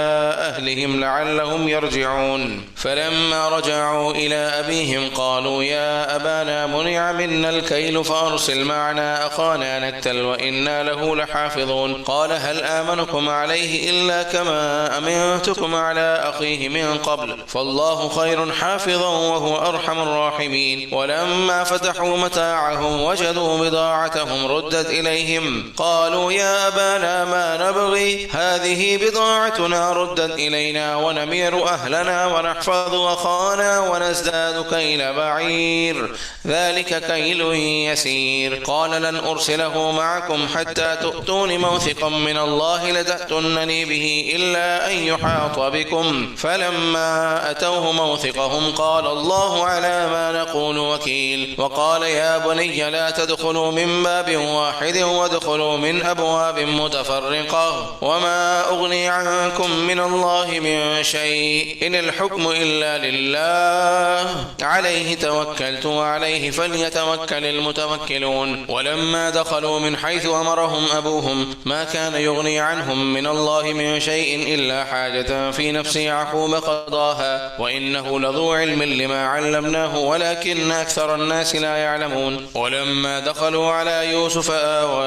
إليه أخاه قال إني أنا أخوك فلا تبتئس بما كانوا يعملون. فلما جهزهم بجهازهم جعل السقاية في رحل أخيه ثم أذن مؤذن أيتها العير إنكم لسارقون. قالوا وأقبلوا عليهم ماذا تفقدون قالوا نفقد صواع الملك ولمن جاء به حمل بعير وأنا به زعيم. قالوا تالله لقد علمتم ما جئنا لنفسد في الأرض وما كنا سارقين. قالوا فما جزاؤه إن كنتم كاذبين. قالوا جزاؤه من وجد في رحله فهو جزاؤه كذلك نجزي الظالمين. فبدأ بأوعيتهم قبل وعاء أخيه ثم استخرجها من وعاء أخيه كذلك كدنا ليوسف ما كان ليأخذ أخاه في دين الملك إلا أن يشاء الله نرفع درجات من نشاء وفوق كل ذي علم عليم.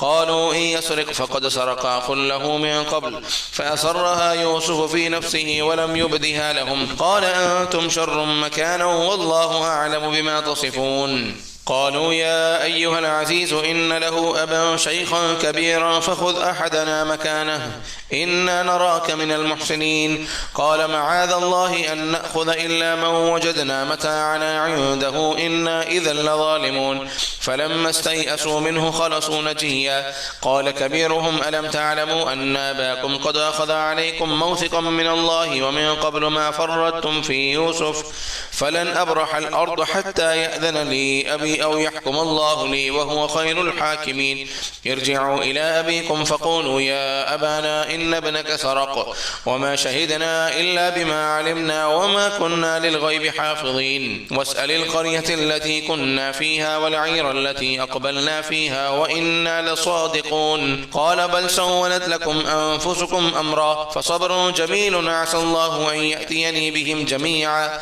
إنه هو العليم الحكيم وتولى عنهم وقال يا أسفا على يوسف وابيضت عيناه من الحزن فهو كظيم قالوا تالله تفتأ تذكر يوسف حتى تكون حرضا أو تكون من الهالكين قال إنما أشكو بثي وحزني إلى الله وأعلم من الله ما لا تعلمون يا بني يذهبوا فتحسسوا من يوسف وأخيه ولا تيأسوا من روح الله إنه لا ييأس من روح الله إلا القوم الكافرون فلما دخلوا عليه قالوا يا أيها العزيز مسنا وأهلنا الضر وجئنا ببضاعة مزجاة فأوف لنا الكيل وتصدق علينا إن الله يجزي المتصدقين قال هل علمتم ما فعلتم بيوسف وأخيه إذ أنتم جاهلون قالوا أئنك لأنت يوسف قال أنا يوسف وهذا أخي قد من الله علينا إنه من يتق ويصبر فإن الله لا يضيع أجر المحسنين قالوا تالله لقد آثرك الله علينا وإن كنا لخاطئين قال لا تثريب عليكم اليوم يغفر الله لكم وهو أرحم الراحمين اذهبوا بقميصي هذا فألقوه على وجه أبي يأت بصيرا وأتوني بأهلكم أجمعين ولما فصلت العير قال أبوهم إني لأجد ريح يوسف لولا أن تفندون قالوا تالله إنك لفي ضلالك القديم فلما أن جاء البشير ألقاه على وجهه فارتد بصيرا قال ألم أقل لكم إني أعلم من الله ما لا تعلمون قالوا يا أبانا استغفر لنا ذنوبنا إنا كنا خاطئين قال سوف أستغفر لكم ربي إنه هو الغفور الرحيم فلما دخلوا على يوسف آوى إليه أبويه وقال ادخلوا مصر إن شاء الله آمنين ورفع أبويه على العرش وخروا له سجدا وقال يا أبت هذا تأويل رؤياي من قبل قد جعلها ربي حقا وقد أحسن بي إذ أخرجني من السجن وجاء بكم من البدو ومن بعد أن نزغ الشيطان بيني وبين إخوتي إن ربي لطيف لما يشاء إنه هو العليم الحكيم رب قد آتيتني من الملك وعلمتني من تأويل الأحاديث فاطر السماوات والأرض أنت ولي في الدنيا والآخرة توفني مسلما وألحقني بالصالحين ذلك من أنباء الغيب نوحيه إليك وما كنت لديهم إذ أجمعوا أمرهم وهم يمكرون وما أكثر الناس ولو حرصت بمؤمنين وما تسألهم عليه من أجر إن هو إلا ذكر للعالمين وكأي من آية في السماوات والأرض يمرون عليها وهم عنها معرضون وما يؤمن أكثرهم بالله إلا وهم مشركون أفامنوا أن تأتيهم غاشية من عذاب الله أو تأتيهم الساعة بغتة وهم لا يشعرون قل هذه سبيلي أدعو إلى الله على بصيرة أنا ومن اتبعني وسبحان الله وما أنا من المشركين وما أرسلنا من قبلك إلا رجالا نوحي إليهم من أهل القرى أفلم يسيروا في الأرض فينظروا كيف كان عاقبة الذين من قبلهم ولدار الآخرة خير للذين اتقوا أفلا تعقلون حتى إذا استيأس الرسل وظنوا أنهم قد كذبوا جاءهم نصرنا فنجي من نشاء ولا يرد بأسنا عن القوم المجرمين لقد كان في قصصهم عبرة لأولي الألباب ما كان حديثا يفترى ولكن تصديق الذي بين يديه وتفصيل كل شيء وهدى ورحمة لقوم يؤمنون صلو علی الحبیب صلی اللہ تعالی علی محمد صلی اللہ علیہ وسلم صلاۃ و سلام علیک یا رسول اللہ وعلی آلک و اصحابک یا حبیب اللہ۔ سورہ یوسف کے بعد جو سورت ہے وہ ہے سورۃ الرعد، اور سورۃ الرعد یہ مکیہ ہے۔ مکہ مکرمہ میں اس کی ایک یا دو آیتوں کے علاوہ باقی سب کی سب آیتیں مکہ مکرمہ میں نازل ہوئیں، اور مکہ مکرمہ میں کفار مکہ، قریش مکہ، ان کا اللہ تبارک و تعالیٰ کی وحدانیت کا انکار کرنا، اللہ تعالیٰ کو نہ ماننا، نبی پاک علیہ الصلوۃ والسلام کی رسالت کا انکار کرنا۔ تو اس سورہ مبارکہ میں جو زیادہ آیتیں ملیں گی وہ ہیں اللہ تبارک و تعالیٰ کی وحدانیت کا بیان، اور ان کو دعوت دی گئی ہے کہ یہ سورج کو دیکھیں، چاند کو دیکھیں، زمین کو دیکھیں، نظام کو دیکھیں، آسمان کو دیکھیں، یہ کون چلا رہا ہے، کس نے بنایا ہے، کس طرح مسخر کیا ہے۔ ان تمام چیزوں پر ایک دعوت فکر دی گئی ہے کہ ان کو دیکھ کر ہی کم سے کم سمجھو کہ یہ زمین، یہ آسمان، یہ سورج، یہ چاند یہ بنائے، اور پھر ہر ایک اپنے اپنے دائرے میں چل رہا ہے، ہر ایک کو اللہ تبارک و تعالیٰ نے مسخر کیا ہے۔ سورج کو اللہ تعالیٰ نے مسخر کیا، چاند کو مسخر کیا، اپنی اپنی منزلوں پر چلتا ہے، اور سورج کو جس طریقے سے اللہ تعالیٰ نے حکم دیا وہ اس طریقے سے چلتا ہے۔ تمہارے لیے دن اور رات کا سامان ہوتا ہے، اللہ تعالیٰ نے تمہارے لیے اندھیرے بنائے، اجالے بنائے، پھر بھی تم اس کا انکار کرتے ہو۔ تو جو یہ جواب دیتے تھے، جو یہ کفر کرتے تھے، اس کا بیان، اور اللہ تعالیٰ نے کس طریقے سے ان کو اسلام کی طرف اور حق راستے کی طرف قرآنی آیات کے ذریعے کس طرح ان کو نبی پاک علیہ السلام نے دعوت دی،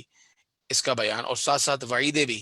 کہ اگر نہیں مانو گے تو تمہارے لیے جہنم ہے، نہیں مانو گے تو تمہارے لیے دوزخ ہے، اگر تمہارے لیے عذاب ہے، تمہارے لیے عقاب ہے۔ اس بات کا یہاں پر بیان ہے۔ اللہ تبارک و تعالی نے یہ بھی ارشاد فرمایا، ان اللہ لا یغیر ما بقوم حتی یغیروا ما بانفسہم، آیت نمبر 11 میں، کہ اللہ تعالیٰ کسی قوم کے حالات اس وقت تک نہیں بدلتا جب تک کہ وہ قوم اپنی حالت نہ بدل لے۔ تو آج ہم دیکھ رہے ہیں کہ اگر جن قوموں پر تکلیف ہے، بلکہ جب قوم کے لوگ ظالم ہوں تو اللہ تعالیٰ ان پر ظالم حکمران مسلط کر دیتا ہے۔ اگر قوم خود ہی سوچ لے کہ ہمیں بدلنا ہی نہیں ہے، ہمیں ایسا کا ایسے ہی رہنا ہے، تو پھر اللہ تعالیٰ بھی ان کے حالات نہیں بدلتا، ان کے حالات بھی پھر اچھے نہیں ہوتے۔ اللہ تعالیٰ خیر فرمائے۔ اس سورت کو سورت الرعد اس لیے کہا گیا کہ اس کی آیت نمبر 13 میں لفظ رعد کا ذکر ہے، اور رعد کہتے ہیں ایک بارش سے پہلے جو بجلی گرجتی ہے اور اس کے ساتھ ایک آواز ہوتی ہے، کڑک کی جو آواز ہوتی ہے، اس کو رعد کہتے ہیں۔ وَيُسَبِّحُ الرَّعْدُ بِحَمْدِهِ، اور رعد یعنی جو گرج کی جو آواز ہے یا کڑک کی جو آواز ہے وہ بھی تسبیح کرتی ہے۔ تو رعد سے کیا مراد ہے؟ مفسرین نے بیان کیا، یا تو رعد سے مراد یہ وہی آواز ہے جو بارش سے پہلے ایک آواز آتی ہے، ایک گرج کی آواز آتی ہے، اسی کو رعد کہتے ہیں، اور یہ گرج کی آواز ہمیں آواز لگتی ہے،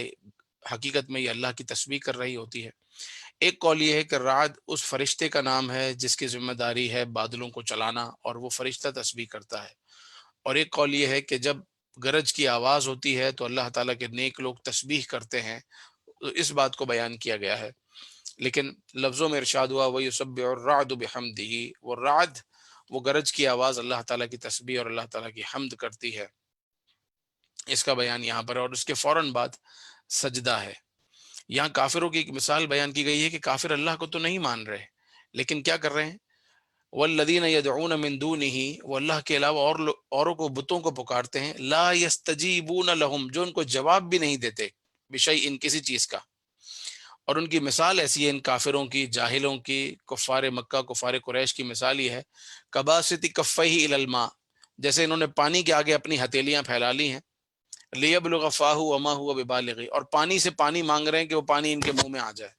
یعنی آدمی کو پیاس لگی ہے تو پانی اٹھا کر وہ پانی پیتا ہے، لیکن ان جاہلوں کی اور ان کفار کی مثال یہ ہے کہ یہ پانی کے پاس اور پانی سے دعا کر رہے ہیں، پانی سے مانگ رہے ہیں کہ پانی ہماری پیاس بجھا دے، حالانکہ پانی خود نہ ہلنے کی طاقت رکھتا ہے جب تک کہ اللہ تعالیٰ نہ چاہے، پانی کے اندر خود پیاس بجھانے کی طاقت نہیں ہے جب تک کہ پروردگار نہ چاہے۔ تو وہ جس طریقے سے پانی مجبور ہے، وہ کچھ بھی نہیں کر سکتا پروردگار عز و جل کی مرضی کے بغیر، تو اس پانی سے مانگنے کا کیا مقصد ہے؟ تو یہ بتوں سے جن سے مانگ رہے ہیں، یہ بت خود ہل نہیں سکتے، خود سن نہیں سکتے، خود سمجھ نہیں سکتے، خود کسی کو فائدہ پہنچا نہیں سکتے، اپنے اوپر کوئی نقصان آ جائے تو اس کو ہٹا نہیں سکتے. تو اسی طریقے سے یہ ان بتوں کو مانگ رہے ہیں، ان بتوں سے پوج رہے ہیں. وما دعاء الکافرین الا فی ضلال. اور اس کے بعد اللہ نے فرمایا وَلِلَّهِ يَسْجُدُ مَن فِي السَّمَاوَاتِ وَالْأَرْضِ، اللہ کے لیے ہی سجدہ کرتے ہیں جو کچھ آسمان میں ہے، جو زمینوں میں ہے، طوعا وکرہن، اطاعت کرتے ہوئے یا مجبوری سے. کچھ تو ہیں جو اللہ تعالیٰ کی اطاعت میں سجدہ کرتے ہیں، جتنے بھی پرند ہیں، چرند ہیں، جتنے بھی درخت ہیں، پہاڑ ہیں، نیک انسان ہیں، ایمان والے انسان ہیں، ایمان والے جنات ہیں، یہ سب کے سب اللہ کو سجدہ کرتے ہیں، اور یہ اطاعت میں، فرما برداری میں، اور اپنے لیے اچھا سمجھتے ہوئے سجدہ کرتے ہیں. لیکن کچھ ہیں جو وکرہن، جو مجبوری سے سجدہ کرتے ہیں. یہ منافقین ہیں، کفار ہیں. جو آپ کہیں گے کفار کیسے سجدہ کرتے ہیں؟ کفار بھی کسی نہ کسی بت کے آگے جھکتا ہے، تو اس کا جسم جھکا ہوتا ہے بت کے آگے. وظلالہم، لیکن ان کے جو سائے ہیں، آدمی کی جو پرچھائیاں ہیں، جو سایہ ہے، تو اگر کوئی کافر کسی بت کو بھی سجدہ کرتا ہے تو یہ اس کا اپنا گندا فعل ہے، لیکن اس کی جو پرچھائی اور اس کا سایہ ہے وہ اللہ کو سجدہ کرتا ہے. یہ مفسرین بیان کرتے ہیں کہ وظلالہم کا یہ مطلب ہے کہ زمین و آسمان کی ہر چیز اللہ کو سجدہ کرتی ہے. جو اللہ کو سجدہ نہیں بھی کرنا چاہتا تو اس کی پرچھائی اور اس کا سایہ اللہ کو سجدہ کرتا ہے، بالغدو والآصال، صبح و شام. تو جب مصطفیٰ کریم علیہ السلام نے یہ آیت سنی تو آپ سجدے میں گر گئے، اور آپ نے سجدہ کیا، صحابہ کرام علیہم الرضوان نے سجدہ کیا. تو بیان ہوا کہ یہ آیت سجدہ ہے. قرآن پاک میں 14 آیات سجدہ ہیں جہاں اللہ تعالیٰ نے یا تو سجدے کا حکم فرمایا، یا سجدے کی بات ہوئی، یا کافروں نے سجدہ نہ کیا تو مسلمانوں نے اس آیت پر سجدہ کیا. تو یہ 14 آیات ہیں، اور بڑی ہی فضیلت والی یہ آیات ہیں. اگر کوئی ان 14 آیتوں کی تلاوت کرے جو سجدے والی آیتیں، اور اس کے بعد 14 سجدے کرے، اور جو دعا مانگے اللہ تعالیٰ اس کی دعا قبول فرماتا ہے. تو یہ بھی کبھی کر لینا چاہیے کہ آیات سجدہ 14، یہ دعوت اسلامی کا ایک رسالہ ہے تلاوت کے فضائل، اس کے آخر میں یہ 14 سجدے ایک ساتھ لکھے ہوئے ہیں. انشاءاللہ میں بھی آپ کو نکال کر اور آپ سے شیئر کر لوں گا. تو ان 14 آیتوں کو پڑھیں، 14 سجدے کریں، اور پھر اس کے بعد دعا مانگیں، انشاءاللہ عز و جل وہ دعا ضرور قبول ہوگی. یہاں رب کریم عز و جل کی رحمتوں کا بیان ہے، اللہ تعالیٰ کی قدرتوں کا بیان ہے. وہی آسمان سے پانی برساتا ہے، وہی پانی کے اندر تاثیر رکھتا ہے، وہی نفع پہنچاتا ہے، وہی نقصان سے بچاتا ہے، اسی سے دعا مانگنی چاہیے. یہی بیان یہاں پر موجود ہے. اور ارشاد ہوتا ہے اللہ یبسط الرزق لمن یشاء ویقدر، وہی رب عز و جل ہے جو جس کے لیے چاہتا ہے رزق کشادہ کر دیتا ہے، اور جس کے لیے چاہتا ہے اس سے رزق کو روک لیتا ہے. یہ بھی پروردگار عز و جل کی مرضی ہے. وفرحوا بالحیات الدنیا وما الحیات الدنیا فی الآخرۃ الا متاع. آیت نمبر 28 میں بیان ہوتا ہے الذین آمنوا، وہ لوگ جو ایمان لائے، وتطمئن قلوبہم بذکر اللہ، تو ان کے دلوں کا اطمینان اللہ کے ذکر میں ہے. الا بذکر اللہ تطمئن القلوب، اور سن لو کہ اللہ کے ذکر میں دلوں کا چین ہے. تو آج جو دل کے چین کے لیے، دل کے سکون کے لیے کوئی غزل سنتا ہے، کوئی نظم سنتا ہے، کوئی کیا سنتا ہے، کوئی کیا سنتا ہے، کوئی کیا دیکھتا ہے. کچھ لوگ سوشل میڈیا پر جو ہے وہ صرف اس لیے رات کو فیس بک چلاتے ہیں کہ ان کو اچھی نیند آ جائے، کچھ گانے سنتے ہیں، کچھ غزلیں سنتے ہیں، کوئی موسیقی سنتے ہیں. سن لو اگر ایمان والا ہے، الا بذکر اللہ تطمئن القلوب، اللہ کے ذکر میں دلوں کا چین ہے. اللہ کرے کہ ہمیں یہ بات سمجھ میں آ جائے اور ہم اس پر عمل کرنے والے بن جائیں. تو اس میں سورۃ الرعد میں مصطفیٰ کریم علیہ الصلاۃ والسلام کو تسلی بھی دی گئی ہے جو کفار آپ پر ایمان نہ لاتے تھے، اور ان کفار کے لیے عذاب کی وعیدیں بھی سنائی گئی ہیں، وعیدیں بھی بتائی گئی ہیں. اور جو لوگ نہیں مانتے تھے ان کے لیے کہا گیا لہم عذاب فی الحیات الدنیا ولعذاب الآخرۃ اشق،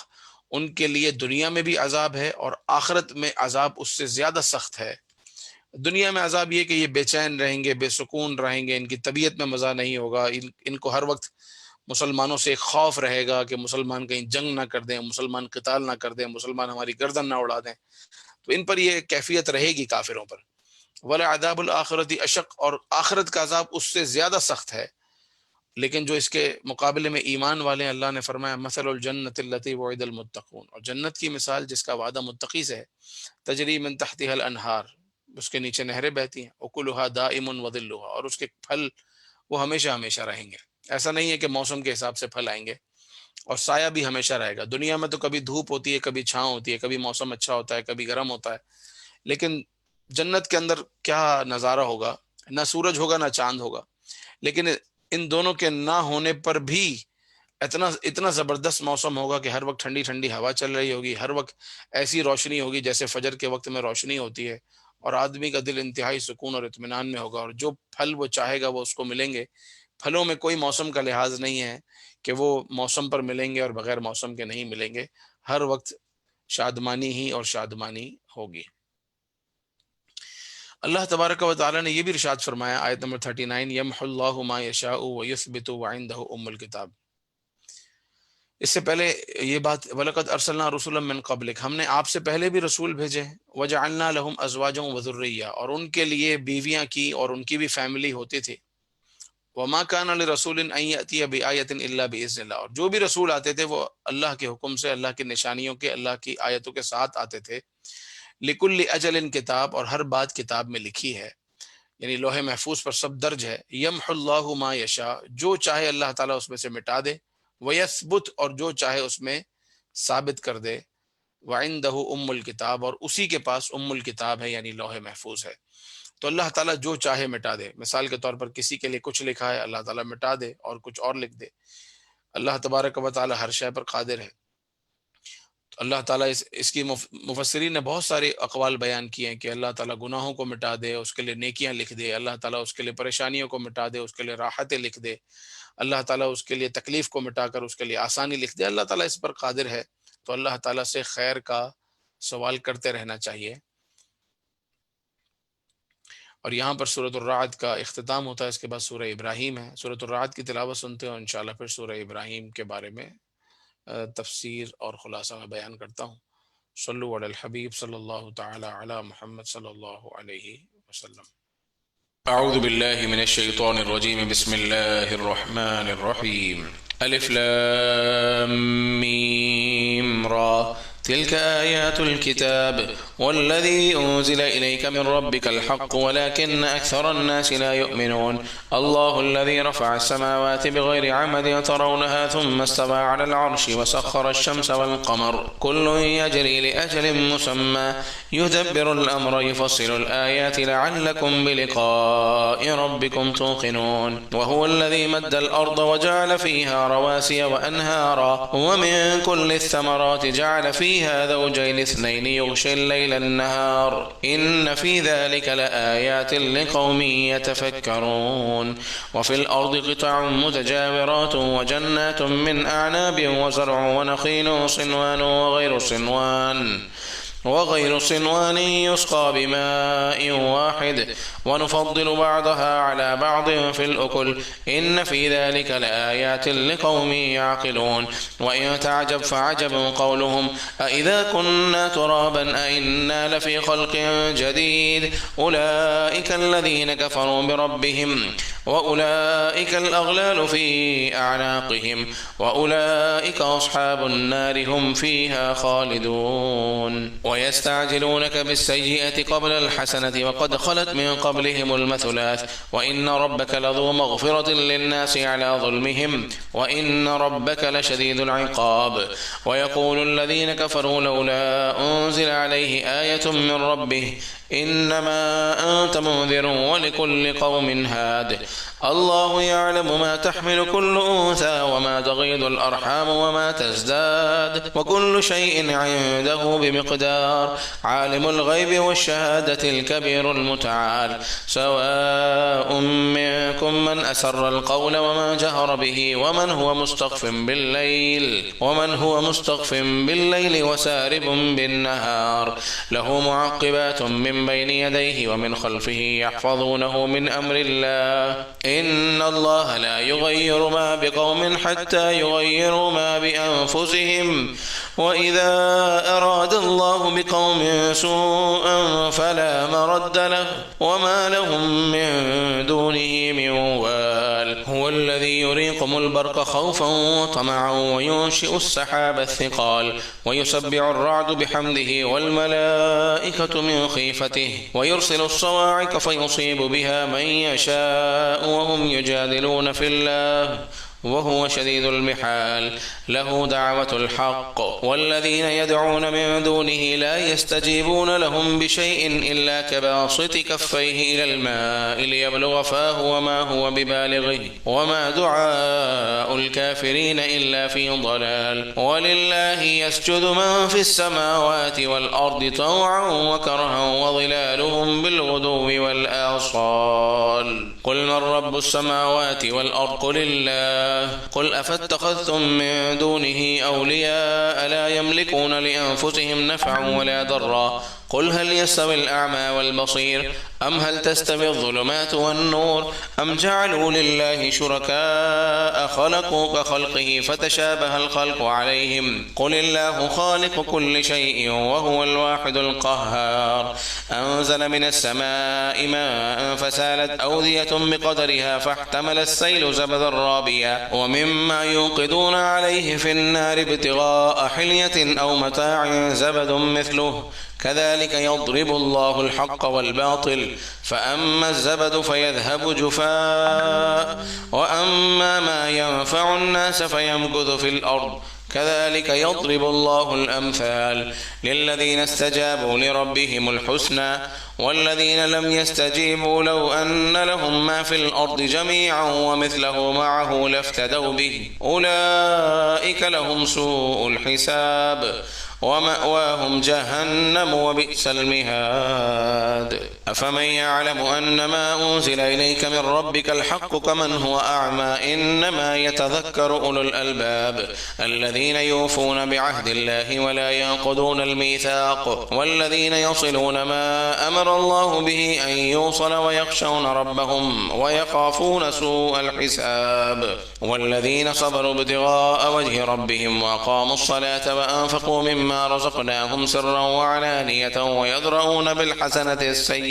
ويدرؤون بالحسنة السيئة أولئك لهم عقبى الدار جنات عدن يدخلونها وما صلح من آبائهم وأزواجهم وذرياتهم والملائكة يدخلون عليهم من كل باب سلام عليكم بما صبرتم فنعم عقبى الدار والذين ينقضون عهد الله من بعد ميثاقه ويقطعون ما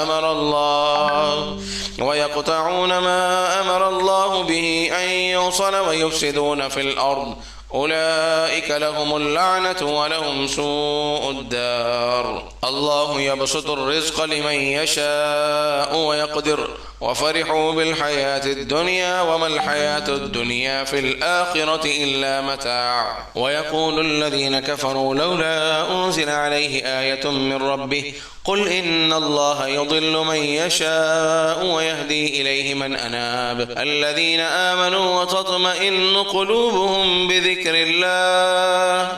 ألا بذكر الله تطمئن القلوب الذين آمنوا وعملوا الصالحات طوبى لهم وحسن مآب كذلك أرسلناك في أمة قد خلت من قبلها لتتلو عليهم الذي أوحينا إليك وهم يكفرون بالرحمن قل هو ربي لا إله إلا هو عليه توكلت وإليه متاب ولو أن قرآنا صيرت به الجبال أو قطعت به الأرض أو كلم به الموتى بل لله الأمر جميعا أفلم ييأس الذين آمنوا أن لو يشاء الله لهدى الناس جميعا ولا يزال الذين كفروا تصيبهم بما صنعوا قارعة أو تحل قريبا من دارهم حتى يأتي وعد الله إن الله لا يخلف الميعاد ولقد استهزئ برسل من قبلك فأمليت للذين كفروا ثم أخذتهم فكيف كان عقاب أفمن هو قائم على كل نفس بما كسبت وجعلوا لله شركاء قل سموهم أم تنبئونه بما لا يعلم في الأرض أم بظاهر من القول بل زين للذين كفروا مكرهم وصدوا عن السبيل ومن يضلل الله فما له من هاد لهم عذاب في الحياة الدنيا ولعذاب الآخرة أشق وما لهم من الله من واق مثل الجنة التي وعد المتقون تجري من تحتها الأنهار أكلها دائم وظلها تلك عقبى الذين اتقوا وعقبى الكافرين النار والذين آتيناهم الكتاب يفرحون بما أنزل إليك ومن الأحزاب من ينكر بعضه قل إنما أمرت أن أعبد الله ولا أشرك به إليه أدعو وإليه مآب وكذلك أنزلناه حكما عربيا ولئن اتبعت أهواءهم بعدما جاءك من العلم ما لك من الله من ولي ولا باق ولقد أرسلنا رسلا من قبلك وجعلنا لهم أزواجا وذرية وما كان لرسول أن يأتي بآية إلا بإذن الله لكل أجل كتاب يمحو الله ما يشاء ويثبت وعنده أم الكتاب وإما نرينك بعض الذي نعدهم أو نتوفينك فإنما عليك البلاغ وعلينا الحساب أولم يروا أنا نأتي الأرض ننقصها من أطرافها والله يحكم لا معقب لحكمه وهو سريع الحساب وقد مكر الذين من قبلهم فلله المكر جميعا يعلم ما تكسب كل نفس وسيعلم الكفار لمن عقبى الدار ويقول الذين كفروا لست مرسلا قل كفى بالله شهيدا بيني وبينكم ومن عنده علم الكتاب صلو علی الحبیب صلی اللہ تعالی علی محمد صلی اللہ علیہ وسلم۔ سورۃ الرعد کی تلاوت مکمل ہوئی۔ اس کے بعد سورہ ابراہیم، اس کے فوراً بعد ہی سورہ ابراہیم ہے۔ سورہ ابراہیم مکیہ ہے اور اس کی 52 آیات ہیں، اس میں 7 رکوع ہیں۔ حضرت ابراہیم علیہ السلام کا خاص اس سورہ مبارکہ میں خاص ذکر ہے حضرت ابراہیم علیہ السلام کا۔ حضرت ابراہیم علیہ السلام کا ذکر دیگر صورتوں میں بھی ہے، مگر سورہ ابراہیم میں حضرت ابراہیم علیہ السلام کا ذکر خاص وہ ہے کہ آپ جب مکہ مکرمہ کو کس طرح آباد کیا، حضرت اسماعیل کو، بی بی ہاجرہ کو چھوڑا، آب زمزم کا کنواں نکلنا، مکہ مکرمہ کا آباد ہونا، حضرت ابراہیم علیہ السلام کا اپنی ذریت کے لیے، اہل مکہ کے لیے دعائیں کرنا، حضرت ابراہیم علیہ السلام کا اپنی اولاد کے لیے دعائیں کرنا، اور کیا وہ دعائیں تھیں، وہ کیا محبت تھی، وہ کیا انداز تھے، وہ سب اس سورہ مبارکہ میں بیان ہوئے ہیں۔ اور خاص طور پر اس سورت کا جو یوں سمجھیں کہ آخری سے پہلے والا صفحہ ہے، اس میں حضرت ابراہیم علیہ السلام کی دعائیں ہیں۔ اس سے پہلے کیا ہے تو ابتداً حضرت موسیٰ علیہ السلام کی قوم پر جو اللہ نے احسان فرمایا، قوم فرعون سے حضرت موسیٰ علیہ السلام کو جو رہائی ملی اور ان نعمتوں کو یاد دلایا گیا ہے،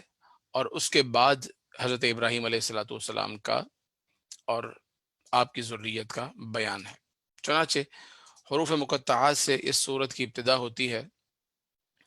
اور اللہ تعالیٰ نے فرمایا کہ کتاب انزلناہ الیک لتخرج الناس من الظلمات الی النور، یہ کتاب اللہ نے جو نازل کی ہے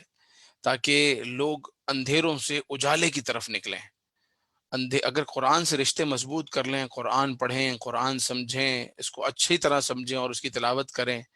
پھر جو ایک سوز نصیب ہوگا، ایک روحانیت نصیب ہوگی، ایک نورانیت نصیب ہوگی۔ یہ رب عز و جل کا وعدہ ہے، لِتُخْرِجَ النَّاسَ مِنَ الظُّلُمَاتِ إِلَى النُّورِ، یہ اس لیے ہے یہ کتاب تاکہ تمہیں اندھیروں سے اجالے کی طرف نکالے، نور کی طرف نکالے، بِإِذْنِ رَبِّهِمْ، اور یہ سب تمہارے رب کے حکم سے ہوگا، إِلَى صِرَاطِ الْعَزِيزِ الْحَمِيدِ، وہ پروردگار اللہ الذی لہ ما فی السماوات و ما فی الارض، وہ پروردگار جس کے لیے زمین و آسمانوں کی بادشاہیاں ہیں۔ وویل للکافرین من عذاب شدید، مگر کافروں کے لیے ویل ہے، خرابی ہے اور عذاب شدید ہے۔ جب اللہ تعالیٰ نے قوم موسیٰ علیہ السلام کی قوم کو جہاں نعمتیں یاد دلائیں، وہاں آیت نمبر 7 میں یہ بھی ارشاد ہوا وَإِذْ تَأَذَّنَ رَبُّكُمْ لَئِن شَكَرْتُمْ لَأَزِيدَنَّكُمْ، لَئِن شَكَرْتُمْ لَأَزِيدَنَّكُمْ، اگر تم شکر کرو گے تو اللہ تعالیٰ تمہاری نعمتوں کو اور بڑھا دے گا، وَلَئِن كَفَرْتُمْ إِنَّ عَذَابِي لَشَدِيدٌ، اور اگر ناشکری کرو گے تو میرا عذاب بڑا سخت ہے۔ پہلے تو اللہ تعالیٰ نے اپنی نعمتوں کا بیان کیا کہ قوم فرعون تمہاری اولاد کو ذبح کر رہی تھی، تمہاری عورتوں کو زندہ رکھ رہی تھی، تم پر ایک بلائے عظیم تھی، اللہ تعالیٰ نے وہ بلا کو تم سے دور کر دیا، تمہیں نجات دی، اللہ تعالیٰ نے تم پر اتنے احسانات کیے، پھر اگر تم اس کے احسانات کا شکر مانو گے، اور یہ صرف قوم موسیٰ کے لیے نہیں ہے، یہ سب کے لیے ہے، امت محمدی صلی اللہ علیہ وسلم پر تو قرآن نازل ہوا، اور قیامت تک کے ہر فرد کے لیے، لئن شکرتم لازیدنکم، اگر تم اس کا شکر ادا کرو گے تو وہ تمہاری نعمتوں کو، لازیدنکم، ہم ضرور تمہاری نعمتوں میں اضافہ فرمائیں گے۔ شکر کیا ہے؟ شکر یہ ہے کہ اللہ تعالیٰ نے جو نعمت عطا کی ہے، یا کہیں سے بھی کوئی نعمت، کوئی اچھائی ملتی ہے، تو اپنے دل میں انعام کرنے والے کے لیے، یا جس نے وہ نعمت عطا کی ہے، اس کے لیے ایک دل میں ایک جذبے کا پیدا ہونا، ایک احساس شکر ہونا، اور دل کا اس کی طرف جھکنا اور مائل ہونا، یہ شکر کی کیفیات میں سے ہے کہ اللہ تعالیٰ نے جو نعمت ادا کی ہیں، ہم سوچیں کہ اللہ تعالیٰ نے ہم کو کیا کیا دیا ہے، اور اس پر اس کا شکر ادا کریں کہ یا اللہ تیرا شکر ہے، تیرا کرم ہے، تو نے یہ بھی دیا ہے، یہ بھی دیا ہے، یہ بھی عطا کیا، یہ بھی عطا کیا ہے۔ اس کا ثمرہ اور فائدہ کیا ہوگا؟ لَأَزِيدَنَّكُمْ، ہم تمہاری نعمتوں کو اور بڑھا دیں گے، وَلَئِن كَفَرْتُمْ، ناشکری کرو گے، إِنَّ عَذَابِي لَشَدِيدٌ، تو میرا عذاب بڑا سخت ہے۔ قالت رسولهم، رسولوں نے، ملائکہ نے، رسولوں نے، انبیاء اور رسول نے کیا کہا؟ افی اللہ شکن فاطر السماوات والارض، تمہیں اللہ میں شک ہے جو زمین و آسمانوں کا بنانے والا، پالنے والا، خالق و مالک، فاطر، اس میں تمہیں شک ہے؟ وہ پروردگار تو وہ ہے، یدعوکم لیغفر لکم، وہ تمہیں بلا رہا ہے، پروردگار تمہیں بلا رہا ہے، لیغفر لکم من ذنوبکم، تاکہ تمہارے گناہوں کو بخش دے، یعنی وہی رب ہے، اسی نے پیدا کیا، اسی نے بنایا، اور وہی تمہیں اپنے دین کی طرف، اپنے راستے کی طرف بلا رہا ہے۔ اور کیوں بلا رہا ہے؟ کہ آ جاؤ، لیغفر لکم من ذنوبکم، میں تمہارے گناہوں کو بخش دوں گا، گناہوں کی بخشش کے لیے بلا رہا ہے، وَيُؤَخِّرَكُمْ إِلَىٰ أَجَلٍ مُّسَمًّى، اور تمہیں ایک مدت تک ایک مہلت دوں گا، مدت تک مہلت دے رہا ہے پروردگار، کہ اس مدت تک تمہارے پاس زندگی ہے، ایمان لے آؤ، اور تم پروردگار عز و جل کے راستے پر آ جاؤ۔ تو جو آ جاتے ہیں اللہ تعالیٰ ان کے گناہوں کو بخش دیتا ہے، جو نہیں آتے اللہ تعالیٰ ان کو ایک مہلت دیتا ہے، ایک مدت دیتا ہے سوچنے کے لیے، سمجھنے کے لیے، اور اس میں بھی نہیں آتے تو پھر اس کے بعد یا تو کفر پر خاتمہ ہوگا تو آخرت کا عذاب ہے، یا دنیا میں ہی عذاب میں گرفتار ہوں گے، یا آخرت کا عذاب ان کے لیے ہے۔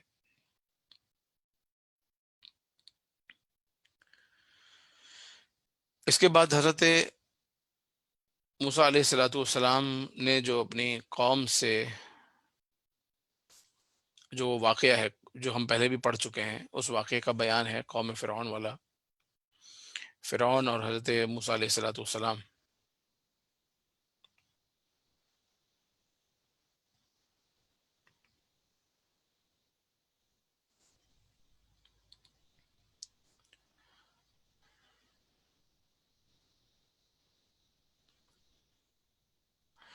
لیکن یہاں ایک اور بات ہے، آیت نمبر 22 میں دیکھیں، وقال الشیطان لما قضی الامر، شیطان نے کہا کہ فیصلہ ہو چکا۔ قیامت کے دن شیطان بھی ہوگا نا، جس نے بہکایا ہے، جس نے لوگوں کو کافر بنایا، جس نے لوگوں کو فاسق بنایا، تو وہ شیطان اور انسانوں کی جب بات چیت ہوگی تو شیطان کہے گا لما قضی الامر، فیصلہ تو ہو چکا، جو جو جہنم میں جانے والے ان سب کا فیصلہ ہو چکا، ان اللہ وعدکم وعد الحق، اس وقت شیطان بھی کہے گا کہ تمہارے رب کا وعدہ سچا وعدہ ہے، ووعدتکم فاخلفتکم، اور جو میں نے تم سے باتیں کی تھی وہ سب ایسی جھوٹی بیکار باتیں تھیں، فلا تلومونی ولوموا انفسکم، تم میرے بہکاوے میں آ گئے تو مجھے ملامت مت کرو بلکہ تم اپنے آپ کو ملامت کرو۔ شیطان بھی قیامت کے دن یہ کہے گا کہ مجھے ملامت مت کرو، تم اپنے آپ کو ملامت کرو، اور جو شیطان کے پیچھے چلے وہ اور شیاطین سب کے سب جہنم میں ڈالے جائیں گے۔ اللہ تعالیٰ نے بہت خوبصورت مثالیں بیان فرمائی ہیں، اور ساتھ یہ بھی فرمایا کہ الم تر کیف ضرب اللہ مثلا کلمۃ طیبۃ کشجرۃ طیبۃ اصلها ثابت وفرعها فی السماء، کہ آپ نہیں دیکھتے کہ اللہ تعالیٰ نے کیسی مثالیں بیان فرمائی ہیں کہ جس کی بات اچھی ہے، جس کی بات اچھی ہے اس کی مثال ایسی ہے، کشجرۃ طیبۃ، جیسے ایک پاکیزہ، ایک ستھرا، ایک اچھا درخت ہے، اصلها ثابت، جس کی جڑ زمین میں ثابت ہے، وفرعها فی السماء، اور اس کی جو شاخیں ہیں وہ آسمانوں تک جاتی ہیں، تؤتی اکلها کل حین باذن ربها، وَيَضْرِبُ اللَّهُ الْأَمْثَالَ لِلنَّاسِ لَعَلَّهُمْ يَتَذَكَّرُونَ، یعنی اللہ تعالیٰ نے فرمایا کہ مومن کی مثال ایسی ہے جس طرح ایک درخت کی مثال ہوتی ہے۔ نبی پاک علیہ الصلوۃ والسلام نے بھی صحابہ سے ایک دن بیان فرمایا کہ مومن کی مثال ایک درخت کی سی ہے، وہ درخت جس کے پتے جھڑتے نہیں ہیں۔ ایک درخت ایسا ہے جس کے پتے نہیں جھڑتے اور اس کے پھل بھی آتے رہتے ہیں، کبھی ختم نہیں ہوتے، وہ کون سا درخت ہے؟ تو صحابہ کرام علیہم رضوان سوچنے لگے، کوئی درخت بتائے گا، کوئی درخت بتائے۔ آپ علیہ الصلوۃ والسلام نے فرمایا وہ کھجور کا درخت ہے کہ اس کے پتے جھڑتے نہیں ہیں اور کمزور بھی نہیں ہوتے، اور جب پھل آنا بند ہو جاتے ہیں تب بھی یہ کام آتا ہے، اس کا تنا بھی کام آتا ہے، اس کے پتے بھی کام آتے ہیں، اس کی شاخیں بھی کام آتی ہیں۔ تو ایمان والا جو شخص ہے اس کی مثال بھی ایسی ہی ہے کہ وہ اتنا کام کا ہے جس طریقے سے کھجور کا درخت کام ہوتا ہے۔ کشجرۃ طیبۃ اصلها ثابت، اس کی جڑ جو ہے وہ مضبوط ہے، وفرعها فی السماء، اور اس کی جو دعائیں ہیں وہ آسمانوں کو جا رہی ہیں، اس کے اعمال آسمانوں کی طرف بلند ہو رہے ہیں، اس کے اعمال قبول ہو رہے ہیں، اس کی نیکیاں قبول ہو رہی ہیں۔ اور اس کی مثال جو بری بات کرتا ہے، برا کلمہ کہتا ہے، گندی بات کرتا ہے، تو وہ درخت ہے کہ جس کی کوئی اصل ہی نہیں ہے، ما لها من قرار۔ وَمَثَلُ كَلِمَةٍ خَبِيثَةٍ كَشَجَرَةٍ خَبِيثَةٍ اجْتُثَّتْ مِنْ فَوْقِ الْأَرْضِ، وہ ایسا ہے جو زمین پر درخت ہے لیکن ما لها من قرار، اس کے لیے کوئی قرار نہیں ہے، کوئی ثبات نہیں ہے۔ أَلَمْ تَرَ إِلَى الَّذِينَ بَدَّلُوا نِعْمَةَ اللَّهِ كُفْرًا وَأَحَلُّوا قَوْمَهُمْ دَارَ الْبَوَارِ جَهَنَّمَ يَصْلَوْنَهَا وَبِئْسَ الْقَرَارُ۔ جو اللہ تبارک و تعالی کی ناشکری کرتے ہیں تو ان کے لیے جہنم ہے، وہ اس میں رہیں گے، اور کتنی بری رہنے کی جگہ ہے۔ قل عبادی، آپ فرما دیجئے اے میرے بندوں، وہ لوگ الذین آمنوا جو ایمان لائے، یقیم الصلاۃ نماز قائم کریں، وینفقوا نماز قائم کرتے ہیں، اور وہ جو وینفقوا مما رزقناہم سرا وعلانیہ، اور خرچ کرتے ہیں جو ان کے پاس ہے اس کو پوشیدہ طور پہ بھی خرچ کرتے ہیں، اعلانیہ طور پہ بھی خرچ کرتے ہیں، من قبل ان یاتی یوم لا بیع فیہ ولا خلال، اس دن کے آنے سے پہلے جس دن میں نہ کوئی خرید و فروخت ہوگی اور نہ ہی کوئی یار ہوگا، نہ کوئی دوست ہوگا، اس دن کے لیے وہ تیاری کر رہے ہیں۔ تو ایسے لوگوں کو اللہ تبارک و تعالیٰ نے قرآن پاک میں سراہا ہے، اور اپنی نعمتوں کا بیان فرمانے کے بعد ایک بہت ہی خاص نعمت اللہ نے ذکر فرمائی اور کہا وَآتَاكُم مِّن كُلِّ مَا سَأَلْتُمُوهُ، اور ہم نے تمہیں کتنی وہ چیزیں دی ہیں جو تم منہ سے مانگتے ہو، یعنی ہم نے تمہیں منہ مانگی چیزیں عطا کی ہیں۔ وَآتَاكُم مِّن كُلِّ مَا سَأَلْتُمُوهُ، تم نے جو مانگا ہے، جو دعا کی ہے، ہم نے کتنی دعائیں تمہاری قبول کی ہیں، اور جو دعائیں اگر قبول نہیں بھی فرمائی تو وہ اس لیے کہ تمہارے حق میں بہتر ہے، اس لیے قبول نہیں ہوئی، ورنہ تمہاری منہ مانگی چیزیں تم کو دی ہیں۔ وَإِن تَعُدُّوا نِعْمَةَ اللَّهِ، اور اگر تم اللہ کی نعمتوں کو شمار کرنا چاہو، لا تحصوها، تو اللہ کی نعمتوں کو شمار نہیں کر سکتے۔ اللہ تعالیٰ نے اتنا کرم فرمایا ہے انسانوں پر، خاص مسلمانوں پر اتنا کرم فرمایا۔ ہم نے کب مانگا تھا کہ اللہ کے ہمیں مسلمان گھرانے میں پیدا کرنا، الہی ہمیں امت محمدی بنانا؟ ہم نے آنے سے پہلے کبھی کوئی ایسی دعا کی تھی؟ مگر اللہ تعالیٰ نے ہمیں کوئی قوم فرعون سے نہیں کیا، کوئی قوم حامان سے نہیں کیا، قارون سے نہیں کیا، کفار میں سے نہیں کیا، مشرکین میں سے نہیں کیا۔ اللہ نے بن مانگے ایمان بھی دیا، مصطفیٰ کریم علیہ السلام کا دامن بھی دیا، بس پروردگار ہمیں ایمان والا ہی اٹھائے۔ وَإِن تَعُدُّوا نِعْمَةَ اللَّهِ لَا تُحْصُوهَا، اور اگر تم اللہ کی نعمتوں کو شمار کرنا چاہو گے، گننا چاہو گے، تو لا تحصوها، اس کو شمار کر ہی نہیں سکتے۔ یعنی اگر آدمی اپنے ظاہری حلیے کو بھی دیکھے تو اللہ تعالیٰ نے جو نعمتیں دی ہیں، کان دیے ہیں جو سنتے ہیں، یہ ہم نے لیے ہیں، ہم نے خریدے ہیں، ہم نے لگائے ہیں، کہاں سے آئے؟ یہ سننے کی طاقت، یہ سونگنے کی طاقت، یہ بولنے کی طاقت، یہ دیکھنے کی طاقت، یہ سمجھنے کی طاقت، یہ زبان پر ذائقہ چکھنے کی طاقت۔ اس سے پوچھیں کہ جس کا جو ٹیسٹ لیس ہو جاتا ہے کہ اس کا کھانے کا مزہ کیسا خراب ہو جاتا ہے، پھر کھانا کھا لیں تو اس کو ہضم کرنے کی صلاحیت،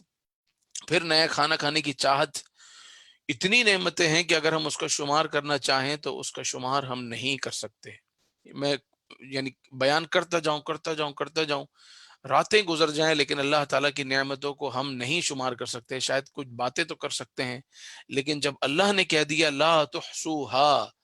تم اس کو شمار نہیں کر سکتے تو نہیں کر سکتے۔ ان الانسان لظلوم کفار، لیکن انسان جو ہے وہ ظالم اور ناشکرا ہے۔ اگر انسانیت کو دیکھیں، پوری انسانیت کو دیکھیں تو زیادہ وہ ہیں جو ظالم ہیں، یعنی اپنے آپ پر ظلم کرتے ہیں، قوم دوسروں پر ظلم کرتے ہیں اپنے. اور کفار کا مطلب ہے یہاں پر نا شکرہ ہے، یعنی اس کو ان نعمتوں کی قدر ہی نہیں ہے، اس کو ان نعمتوں کی بالکل قدر نہیں ہے، کوئی پرواہ نہیں ہے کہ اسے کس نے دی ہیں، اور اس کا بھی کوئی حق ہے اور اس کا بھی کوئی حق ادا کرنا ہے. پھر یہاں سے حضرت ابراہیم علیہ السلام کی بات شروع ہوتی ہے. وَإِذْ قَالَ إِبْرَاهِيمُ رَبِّ اجْعَلْ هَٰذَا الْبَلَدَ آمِنًا، اور جب ابراہیم نے کہا اے پروردگار اس شہر کو امن والا بنانا، شہر مکہ کو امن والا کر. وجنبنی وبنی ان نعبد الاصنام، اور الہی مجھے اور میری اولاد کو بتوں کی پوجا سے بچا کر رکھ. یہ دعائیں حضرت ابراہیم علیہ السلام نے کب مانگی؟ حضرت ابراہیم علیہ الصلوۃ والسلام کی ایک زوجہ جن کا نام ہے بی بی سارہ، اور ایک زوجہ جن کا نام ہے بی بی ہاجرہ. جب بی بی ہاجرہ کے ہاں اولاد ہو گئی حضرت اسماعیل علیہ السلام، تو حضرت ابراہیم علیہ الصلوۃ والسلام زیادہ وقت گزارتے تھے بی بی ہاجرہ کے حجرے میں، اور اس سے بی بی سارہ کو رشک ہوتا تھا. اللہ تبارک و تعالیٰ کی مصلحت تھی، کیا مشیت تھی، اللہ تعالیٰ نے ابراہیم علیہ السلام کو کہا کہ آپ اسماعیل اور ان کی والدہ ہاجرہ کو لے کر ملک شام سے ٹریول کر کے سفر کر کے مکے چھوڑ آئیں. اس زمانے میں مکے چھوڑ آئیں کہ مکہ المکرمہ میں خانہ کعبہ کے پاس چھوڑ آئیں، کہ خانہ کعبہ تو تھا لیکن اس کا کوئی طواف کرنے والے اس وقت نہ تھے، وہ جگہ غیر آباد تھی، وہاں کوئی پانی نہیں تھا، وہاں کوئی کھیتی نہیں تھی، آج تک کھیتی نہیں ہے، وہاں پر پہاڑ ہیں، پہاڑوں کے بیچ میں ایک جگہ ہے، پروردگار نے اس جگہ کا انتخاب کیا، وہ دنیا کا مڈ ہے، وہاں چھوڑ آئیں. وہاں کوئی پانی نہیں، وہاں کوئی کھیتی نہیں، کوئی کھانے پینے کا سلسلہ نہیں. براق پر سوار ہوئے، ایک ہی براق پر حضرت ابراہیم علیہ السلام، بی بی ہاجرہ اور حضرت اسماعیل علیہ السلام ننھے منھے گود میں ہیں، اور وہاں چھوڑا اور ایک خیمہ لگایا، ایک باکس دیا جس میں کچھ کھجوریں ہیں، تھوڑا پانی دیا اور جانے لگے. تو بی بی ہاجرہ نے کہا کہاں جا رہے ہیں آپ ہمیں چھوڑ کر، ایسی وادی میں جہاں ہمارے سوا کوئی بھی نہیں ہے، یعنی آپ ہمیں کیا چاہتے ہیں ہمارے لیے. تو حضرت ابراہیم علیہ السلام نے جواب نہ دیا. پھر دوبارہ بی بی ہاجرہ نے پوچھا کہ آپ ہمیں یہاں کیوں اس طرح اکیلے چھوڑ کر جا رہے ہیں، آپ ہمارے ساتھ نہیں رہیں گے، یا یہ اس کی پیچھے وجہ کیا ہے؟ آپ نے جواب نہ دیا. پھر پوچھا، پھر جواب نہ دیا. پھر بی بی ہاجرہ نے کہا، کیونکہ جانتی تھی اللہ کے نبی ہیں، کہا کہ کیا اللہ تعالیٰ کی طرف سے حکم ہے؟ تو حضرت ابراہیم علیہ السلام نے کہا ہاں اللہ کی طرف سے حکم ہے. تو بی بی ہاجرہ کو اطمینان ہو گیا کہ جب میرے رب کا حکم ہے تو خیر ہی خیر ہے. تو آپ نے یہ دعائیں کی کہ الہی اس شہر کو امن والا بنا، اور مجھے میری اولادوں کو بتوں کی عبادت سے بچا. ربی انہن اضللن کثیرا من الناس، پروردگار ان بتوں کی عبادت نے بہت لوگوں کو گمراہ کر دیا ہے.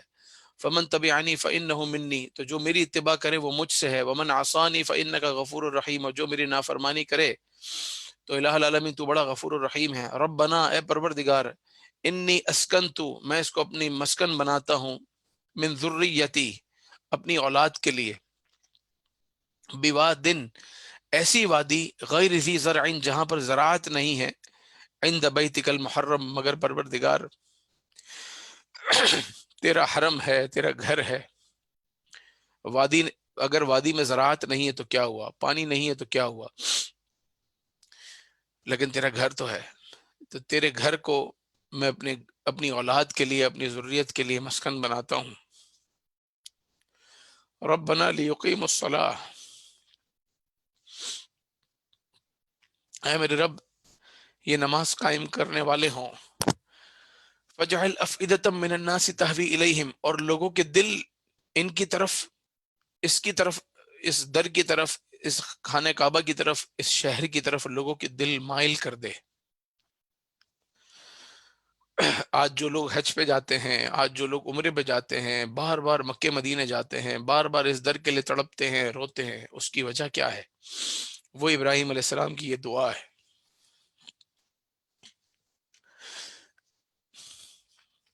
کہ ابراہیم علیہ السلام نے دعا کی تھی، الہ العالمین اس جگہ کے لیے لوگوں کے دل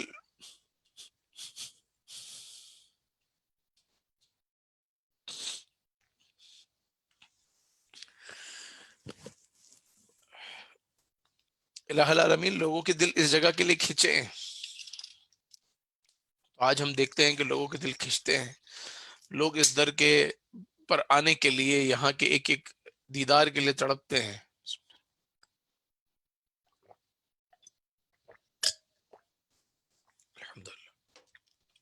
وَارْزُقْهُم مِّنَ الثَّمَرَاتِ لَعَلَّهُمْ يَشْكُرُونَ، اور انہیں خوب پھل عطا فرما تاکہ یہ شکر گزار بنے. اب حضرت یہ دعائیں کر رہے ہیں، ربنا انک تعلم ما نخفی وما نعلن، اے پروردگار تو جانتا ہے جو ہم چھپاتے ہیں جو ہم ظاہر کرتے ہیں، سب تجھے پتا ہے. وما یخفی علی اللہ من شیء، اللہ تعالیٰ سے کوئی چیز مخفی نہیں ہے. فی الارض ولا فی السماء، نہ زمین میں نہ آسمانوں میں. الحمد للہ الذی، تمام تعریف اللہ کے لیے جس نے وہب علی علی الکبر، جس نے مجھے اتنی بڑی عمر میں عطا کیا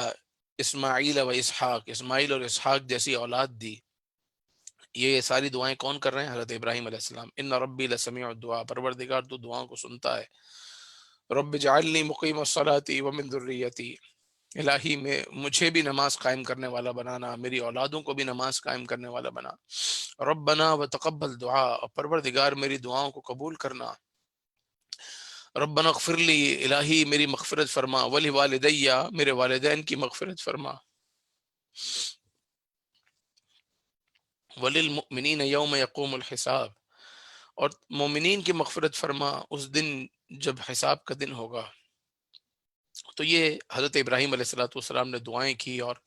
اللہ تعالیٰ کے سپرد کر کے چلے گئے. پھر وہ واقعہ ہے کہ وہ پانی ختم ہو گیا، وہ کھجوریں بھی ختم ہو گئیں. پھر کس طریقے سے بی بی ہاجرہ کا اور حضرت اسماعیل علیہ السلام کا گزر ہوا، تو وہ صفا مروہ کے درمیان دوڑیں تو وہاں سے پانی کا چشمہ نکلا. پانی کا چشمہ نکلا تو وہ آب زمزم ہی کھانے کا بھی کام کرتا تھا، پانی کا بھی کام کرتا تھا. اللہ اکبر. جہاں پانی ہوتا ہے وہاں آسمان پہ پرند بھی ہوتے ہیں. جو جگہ بیابان ہو وہاں آسمان پہ پرندے بھی نہیں ہوتے. تو کوئی قافلہ گزر رہا تھا، قبیلہ ہرجم، غالباً یہی لفظ ہے یا اس سے ملتا جلتا کوئی لفظ ہے، اس کے لوگ گزر رہے تھے اور انہوں نے دیکھا کہ اتنے صحرا کے اندر وہ پرندے ہیں آسمان پر. تو سمجھ گئے کہ پرندے ہیں تو وہاں پانی بھی ہوگا. تو یہ وہاں پر آئے تو آب زمزم، ایسے بیابان جہاں پانی کا نام و نشان نہیں، وہاں ایک ایسا زبردست کنواں. حبیبی ہاجرہ سے اجازت چاہی اور وہاں آ کر آباد ہو گئے. اور پھر جب حضرت اسماعیل علیہ السلام جوان ہوئے تو حضرت اسماعیل علیہ السلام کی شادی اسی قبیلے کی خاتون سے ہوئی، اور پھر یہاں پر لوگ رہنے لگے، بسنے لگے. جب پانی آ گیا، پانی آنے کے بعد زندگی آ گئی اور وہاں پر لوگ رہنے لگے اور بسنے لگے، اور یوں مکہ مکرمہ دیکھتے ہی دیکھتے آباد ہو گیا. وَلَا تَحْسَبَنَّ اللَّهَ غَافِلًا عَمَّا يَعْمَلُ الظَّالِمُونَ إِنَّمَا يُؤَخِّرُهُمْ لِيَوْمٍ تَشْخَصُ فِيهِ الْأَبْصَارُ. یہ بھی ایک بڑا خاص رکوع ہے، آخری رکوع ہے 13ویں پارے کا، جس میں ڈرایا گیا ہے، عذابات سے ڈرایا گیا ہے، لوگوں کو ڈرایا گیا ہے. وقت کی کمی ہے، آپ سے ہو سکے تو آپ ضرور اس پیج کا بھی ضرور ترجمہ یہ پڑھیے گا. اس میں بھی اگر یہ پڑھتے ہیں تو اور خوف خدا مزید بڑھتا ہے، اللہ تبارک و تعالیٰ کا خوف دل میں بڑھتا ہے. کہ اس میں کہا گیا ہے وَتَرَى الْمُجْرِمِينَ يَوْمَئِذٍ مُقَرَّنِينَ فِي الْأَصْفَادِ، مجرم اس دن، آپ دیکھیں گے مجرموں کا اس دن کیا حال ہوگا، کس طریقے سے جہنم ان کے چہرے پر چھائی ہوئی ہوگی، کیا ان کا حال ہوگا، جو اہل جہنم کا حال ہوگا. یہاں یہ بھی بیان ہوا ان اللہ عزیز ذو انتقام، اللہ تبارک و تعالی انتقام لینے والا عزیز ہے. پروردگار عز و جل عزیز بھی ہے اور بدلہ، یعنی جو کفر کرے گا اللہ تبارک و تعالی اسے انتقام بھی لے گا. یہ تمام باتیں یہاں پر بیان ہوئی، اور اسی کے ساتھ سورہ ابراہیم کا 52 آیات پر اختتام ہوتا ہے اور سورہ حجر سے 14ویں پارے کی ابتدا ہوتی ہے. اللہ تبارک و تعالی ہمارے گناہوں کو بخشے الہ العالمین. وہ دعائیں جو ہمارے باپ حضرت ابراہیم علیہ السلام نے کی، اللہ تعالیٰ وہ دعائیں ہم سب کے حق میں بھی قبول کرے اور ان دعاؤں کا ہمیں فیضان نصیب فرمائے. صلو علی الحبیب صلی اللہ تعالی علی محمد صلی اللہ علیہ وسلم. صلاۃ و سلام علیک یا رسول اللہ وعلی آلک و اصحابک یا حبیب اللہ. اللهم صل على سيدنا مولانا محمد معدل. أعوذ بالله من الشيطان الرجيم. بسم الله الرحمن الرحيم. ألف لام را كتاب أنزلناه إليك لتخرج الناس من الظلمات إلى النور بإذن ربهم إلى صراط العزيز الحميد. الله الذي له ما في السماوات وما في الأرض وويل للكافرين من عذاب شديد. الذين يستحبون الحياة الدنيا على الآخرة ويصدون عن سبيل الله ويبغونها عوجا أولئك في ضلال بعيد. وما أرسلنا من رسول إلا بلسان قومه ليبين لهم فيضل الله من يشاء ويهدي من يشاء وهو العزيز الحكيم. ولقد أرسلنا موسى بآياتنا أن أخرج قومك من الظلمات إلى النور وذكرهم بأيام الله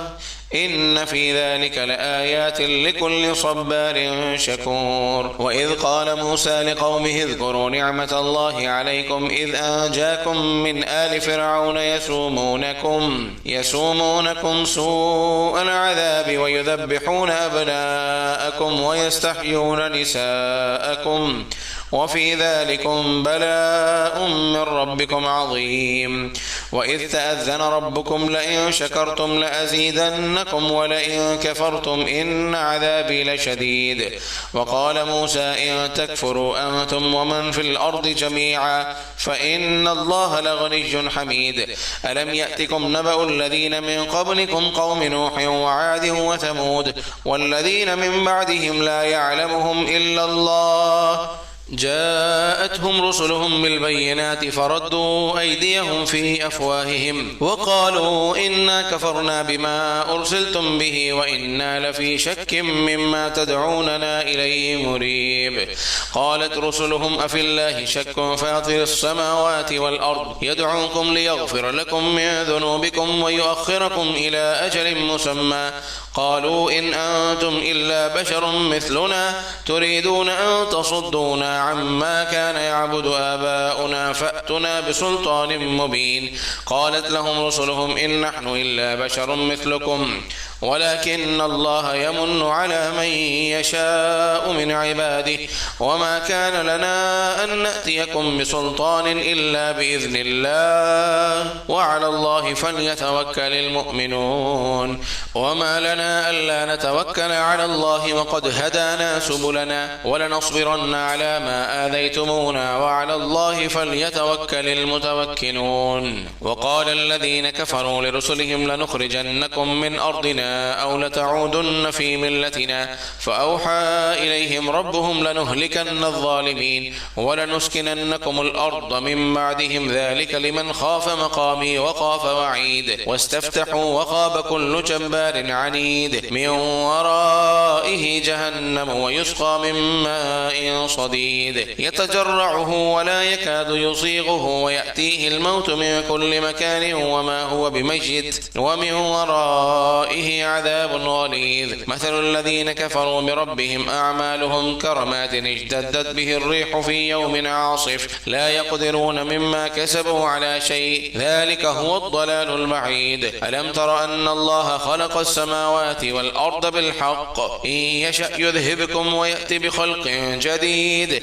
وما ذلك على الله بعزيز. وبرزوا لله جميعا فقال الضعفاء للذين استكبروا إنا كنا لكم تبعا فهل أنتم مغنون عنا من عذاب الله من شيء قالوا لو هدانا الله لهديناكم سواء علينا أجزعنا أم صبرنا ما لنا من محيص. وقال الشيطان لما قضي الأمر إن الله وعدكم وعد الحق ووعدتكم فأخلفتكم وما كان لي عليكم من سلطان إلا أن دعوتكم فاستجبتم لي فلا تلوموني ولوموا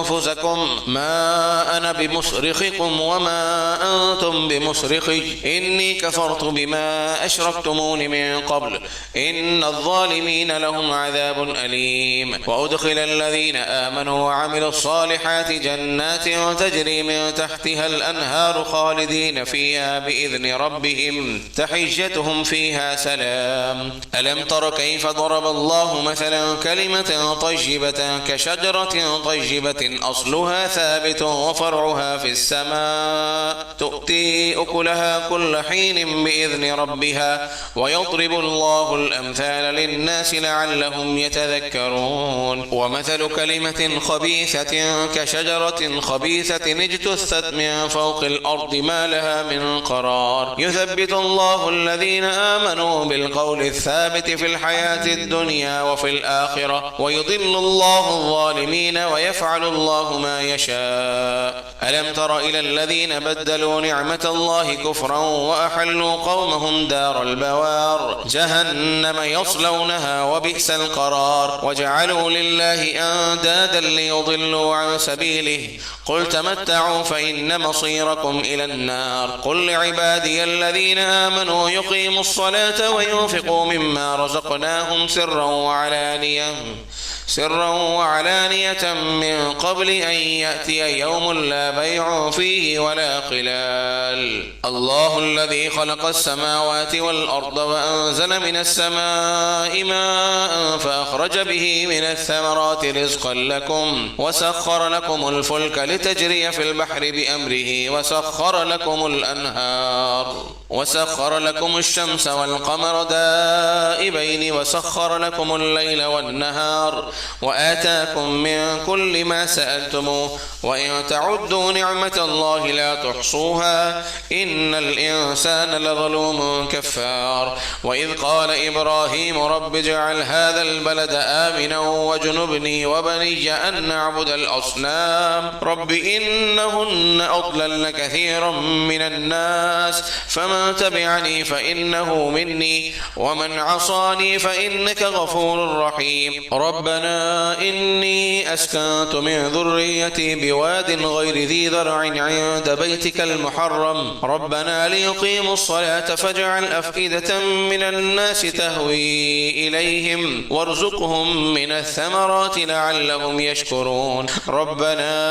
إنك تعلم ما نخفي وما نعلن وما يخفى على الله من شيء في الأرض ولا في السماء الحمد لله الذي وهب لي على الكبر إسماعيل وإسحاق إن ربي لسميع الدعاء. رب اجعل لي مقيم الصلاة ومن ذريتي ربنا وتقبل دعاء ربنا اغفر لي ولوالدي وللمؤمنين يوم يقوم الحساب. ولا تحسبن الله غافلا عما يعمل الظالمون إنما يؤخرهم ليوم تشخص فيه الأبصار مهطعين مقنعي رؤوسهم لا يرتد إليهم طرفهم وأفئدتهم هواء. وأنذر الناس يوم يأتيهم العذاب فيقول الذين ظلموا ربنا أخرنا إلى أجل قريب نجب دعوتك ونتبع الرسل أولم تكونوا أقسمتم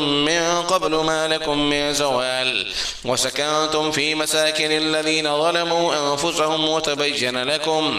وتبين لكم كيف فعلنا بهم وضربنا لكم الأمثال وقد مكروا مكرهم وعند الله مكرهم وإن كان مكرهم لتزول منه الجبال فلا تحسبن الله مخلف وعده رسله إن الله عزيز ذو انتقام. يوم تبدل الأرض غير الأرض والسماوات وبرزوا لله الواحد القهار وترى المجرمين يومئذ مقرنين في الأصفاد سرابيلهم من قطران وتغشى وجوههم النار ليجزي الله كل نفس ما كسبت إن الله سريع الحساب. هذا بلاغ للناس ولينذروا به وليعلموا أنما هو إله واحد وليذكر أولو الألباب. بسم الله الرحمن الرحيم ألف لام را تلك آيات الكتاب وقرآن مبين. صلو علی الحبیب صلی اللہ تعالی علی محمد صلی اللہ علیہ وسلم. بلال بھائی 2 منٹ چاہوں گا آپ کے دعا سے پہلے. جی ہم نے جیسے کل اناؤنس کیا تھا جو ہم گروپ کے حوالے سے کہ اس درس کے حوالے سے جو بھی اسلامی بھائی اس میں شامل ہونا چاہیں اور اس میں صرف جو ہے وہ گروپ ایڈمن کو پوسٹ کرنے کی اجازت ہوگی اور اسی حوالے سے ہوگی جو تفسیر کی ہماری کلاس چل رہی ہے اور یا جو بھی دینی اہم معلومات اس گروپ میں شیئر کی جائیں گی. تو جنہوں نے کل سینڈ کر دیے تھے اپنے اپنے نمبر شامل ہونے کے لیے وہ نہ سینڈ کریں اور جو چاہتے ہیں کہ ان کے نمبر ایڈ کر لیے جائیں تو وہ ہمیں ٹیکسٹ کر دیں. جب تک ہم 1-2 سوالات کر لیتے ہیں بلال بھائی. یعنی جو اس گروپ جو اس گروپ میں ایڈ ہونا چاہتے ہیں وہ اپنا اپنا نمبر چیٹ میں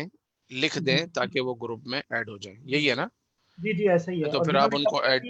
کر لیں. جو آلریڈی ایڈ ہیں وہ دوبارہ نہ کریں اور برائے کرم اگر آپ نے 2 نمبر ایڈ کیے ہیں تو ایک نمبر آپ لیفٹ کر دیں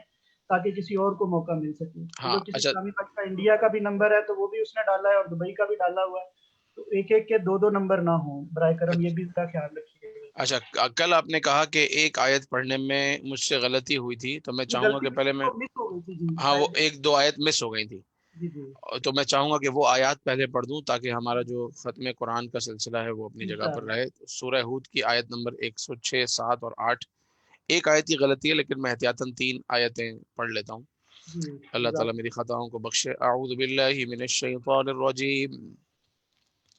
بسم اللہ الرحمن الرحیم. فأما الذين شقوا ففي النار لهم فيها زفير وشهيق خالدين فيها ما دامت السماوات والأرض إلا ما شاء ربك إن ربك فعال لما يريد. وأما الذين سعدوا ففي الجنة خالدين فيها ما دامت السماوات والأرض إلا ما شاء ربك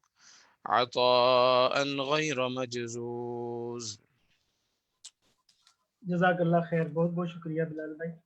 اس سے ماشاءاللہ وہ کچھ جو ہے وہ فیڈ بیک بھی آیا تھا, نمبر جو ٹیکسٹ میں بھی اسلامی بھائی ماشاءاللہ غور سے سن رہے ہیں, تو انہوں نے توجہ بھی